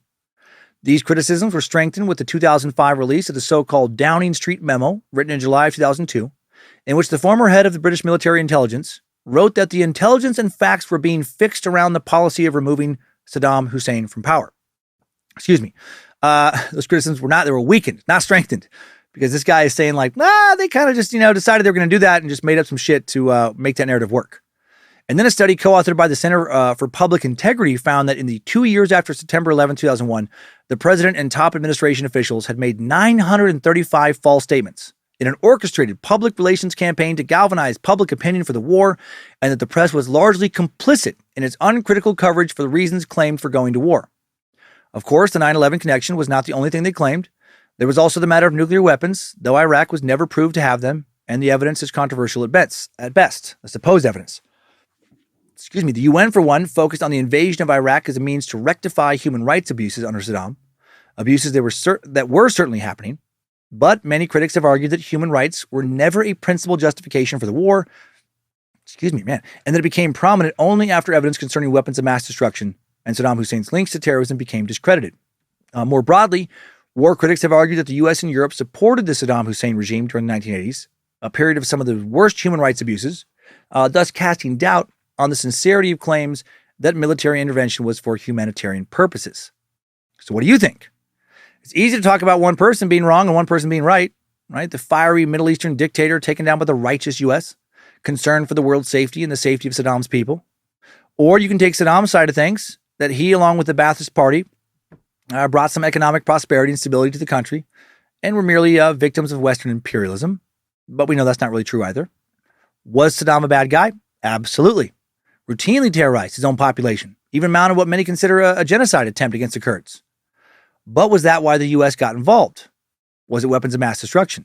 Or was it desire to conquer and divide Iraq's oil fields? I think it was all about oil from the very beginning.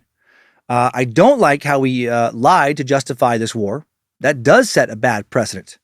But at the same time, I do think in the end it was a just war because Saddam was a brutal, murderous, bloodthirsty, tyrant piece of shit. I think sometimes, two seemingly opposed things, how do I say this? I think something can be two seemingly opposed things simultaneously.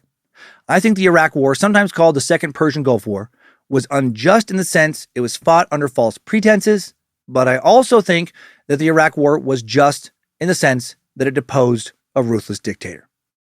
And now let's head to today's takeaways. Timesuck Top 5 Takeaways.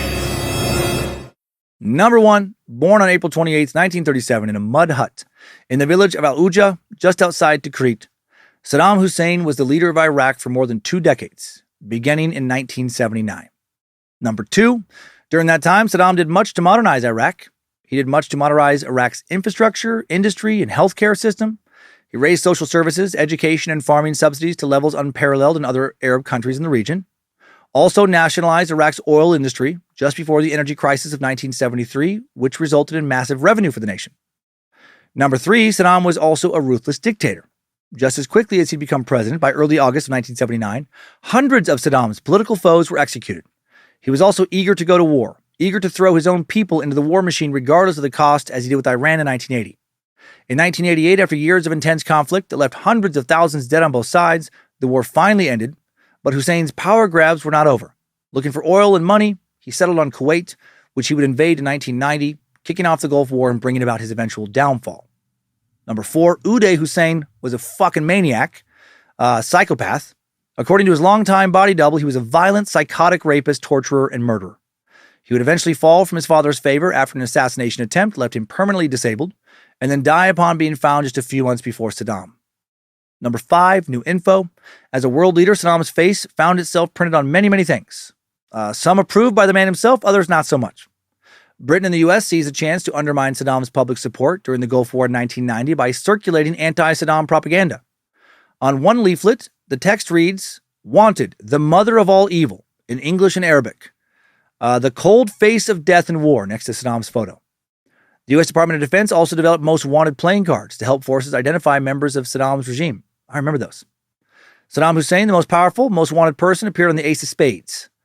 Same time, souvenirs of Saddam Hussein's rule became highly profitable. April 2003 saw a flood of Saddam-related memorabilia appear on online auction sites. Pieces of broken statues, Iraqi currency depicting his face, even looted cutlery from his palaces, all purchased for considerable sums of money on sites like eBay. Pretty funny way to make some extra money. Timesuck Top 5 Takeaways. Saddam Hussein has been sucked. Whew. I'm hoping next week's words are a little easier to say. Thank you to all the Bad Magic production team members for helping making Timesuck this week. Starting with Queen of Bad Magic, Lindsay Cummins. Thanks to Logan Keith for recording this episode, designing merch for the store at badmagicproductions.com. Thank you to Sophie Evans for her kick-ass initial research this week. And thanks to the All-Seen Eyes, moderating the Cult of the Curious private Facebook page, Mod Squad, keeping Discord fun, and everyone at the over on the Timesuck subreddit and Bad Magic subreddits. And now let's head on over to this week's Timesucker updates. Updates? Get your Timesucker updates. Our first message from an Elvis-loving sucker, Sean Sater, thank you very much, who wrote with the subject line of Cummins Lawed, but on purpose. Dear Dan, I tuned in on this week's Timesuck episode and had to ask, are you spying on me, damn it? Sorry for that. Anywho, I have to ask this because this past weekend, me and my wife took my grandparents on a trip they've always been wanting to go on. But given their age, it makes it hard for them to travel by themselves. So me and my wife paid for a swanky hotel, and we drove them 10 hours south to the one and only Graceland. Oh, I love you did that. My grandparents, huge Elvis fans. And my grandma had to tell every worker while she held back tears of joy to be there how special the place is. And a fun fact, my grandfather was born January 8th, 1945, Elvis's birth month and day, and I was born August 16th, 1989, the month and day he died. Every worker thought that was absolutely fascinating. But on the way back, I saw that you did this week's topic on Elvis of all things. So I turned on the podcast, allowed my 79-year-old grandparents the pleasure of listening in. My grandpa busted out and yelled, "What the fuck? Elvis never fucked no dead chimp." After I calmed him down, told him to keep listening, he found out you were joking. He did find it hilarious, thought it was funny as hell, and said, "Damn it, he got me good." Enclosed is a pic of all of us out in front of the Graceland mansion. Anyways, not sorry for the length of the email. Just thought you'd get a kick out of making a 79-year-old man almost piss himself laughing, and I wouldn't have changed it. 3 out of 5 stars. Never change a thing. Sincerely, Sean. Sean, that picture is adorable. So thank you for including that in the email. I love how happy you guys all look, and good on you for taking your grandparents on that trip. I was able to take my my grandma Betty to New Orleans early this year. She said she wanted to dance on the streets of New Orleans before she died, and she did dance her little butt off. Right there on Frenchman Street. Danced in a little jazz club. It was like, one of my favorite things I've ever seen. Yeah, it's a very special thing. I love that you let your grandparents listen to one of my episodes. My grandma would have no interest in listening to any of these episodes. It would horrify her. And I love that he laughed his ass off about the joke about Elvis fucking a dead chimp. Now, an IHOP cult update from Kansas City sucker Tyler Dennis, who wrote in with the subject line of IHOP KC update. Greetings, Suckmaster. First, I want to say I love the episode you did on IHOP KC. They are a complicated organization, and I thought you were very fair in your assessment of them as a cult incubator, while just being cult adjacent themselves. A lot of people I know are involved with them. Excuse me. And there was a major story about them that's been in the local media for months now. I thought you might be interested in it. The short of it is that the leader, Mike Bickle, has been accused by dozens of women of sexually abusing / grooming them going back decades. Yep, here we go.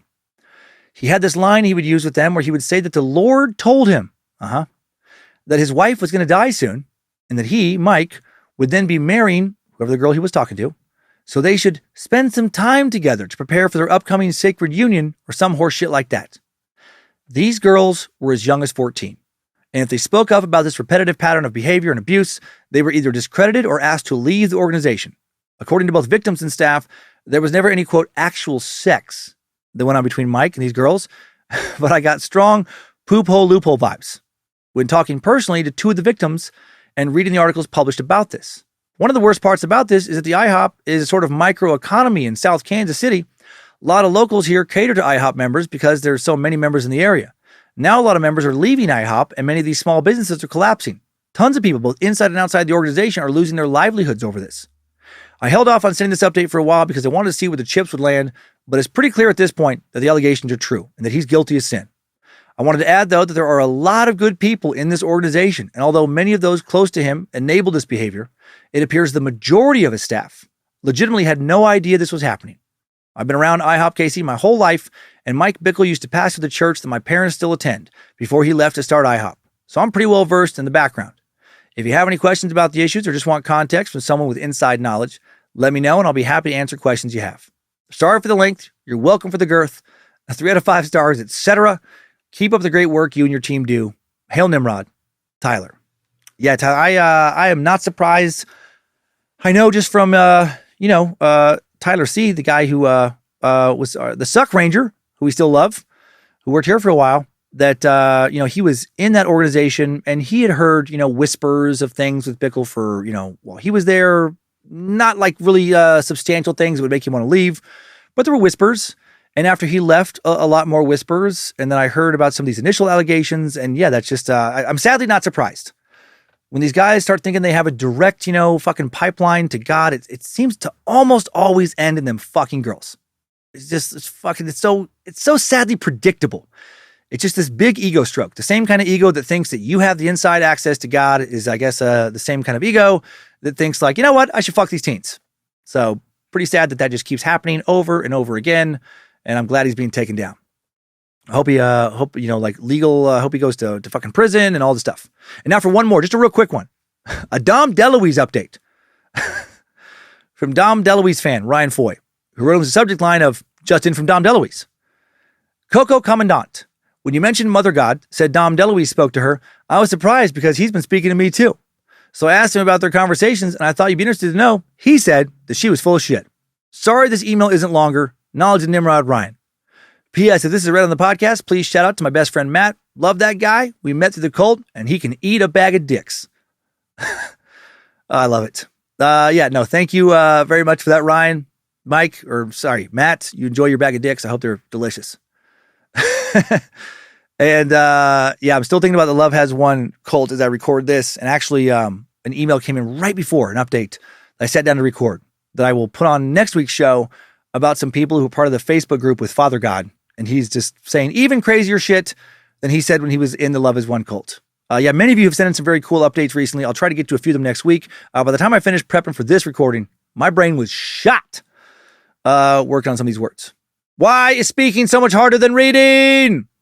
Thank you, everybody. You are the best. Next time, suckers. I needed that. We all did. Well, thanks for listening to another Bad Magic Productions podcast. Scared to Death and Timesuck each week. Short Sucks and Nightmare Fuel on the Timesuck and Scared to Death podcast feeds some weeks. And thanks again for the really fun feedback on both of those new little episodes. Please don't torture the shit out of anybody this week unless they're really bad. And you're positive you can get away with it. And you won't say you got the idea to do it from me. The only thing I actively encourage you to do is to keep on sucking.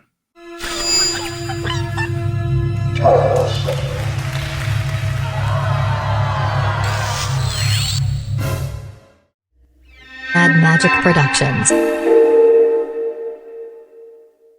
Okay, quick question. If you're being tortured, would the torture seem a little less brutal if this music was being played while you were being tortured? I mean, it's kind of fun. Would at least put like a little bit of a smile on your face. Like, if you're having boiling water poured directly into your butthole, would it hurt a little bit less if you were listening to this song and the torturer was making like little booby grabby hands? Maybe. Let me know. If you ever get tortured, at least ask them to play this song. And I hope it's good for you. I hope it helps.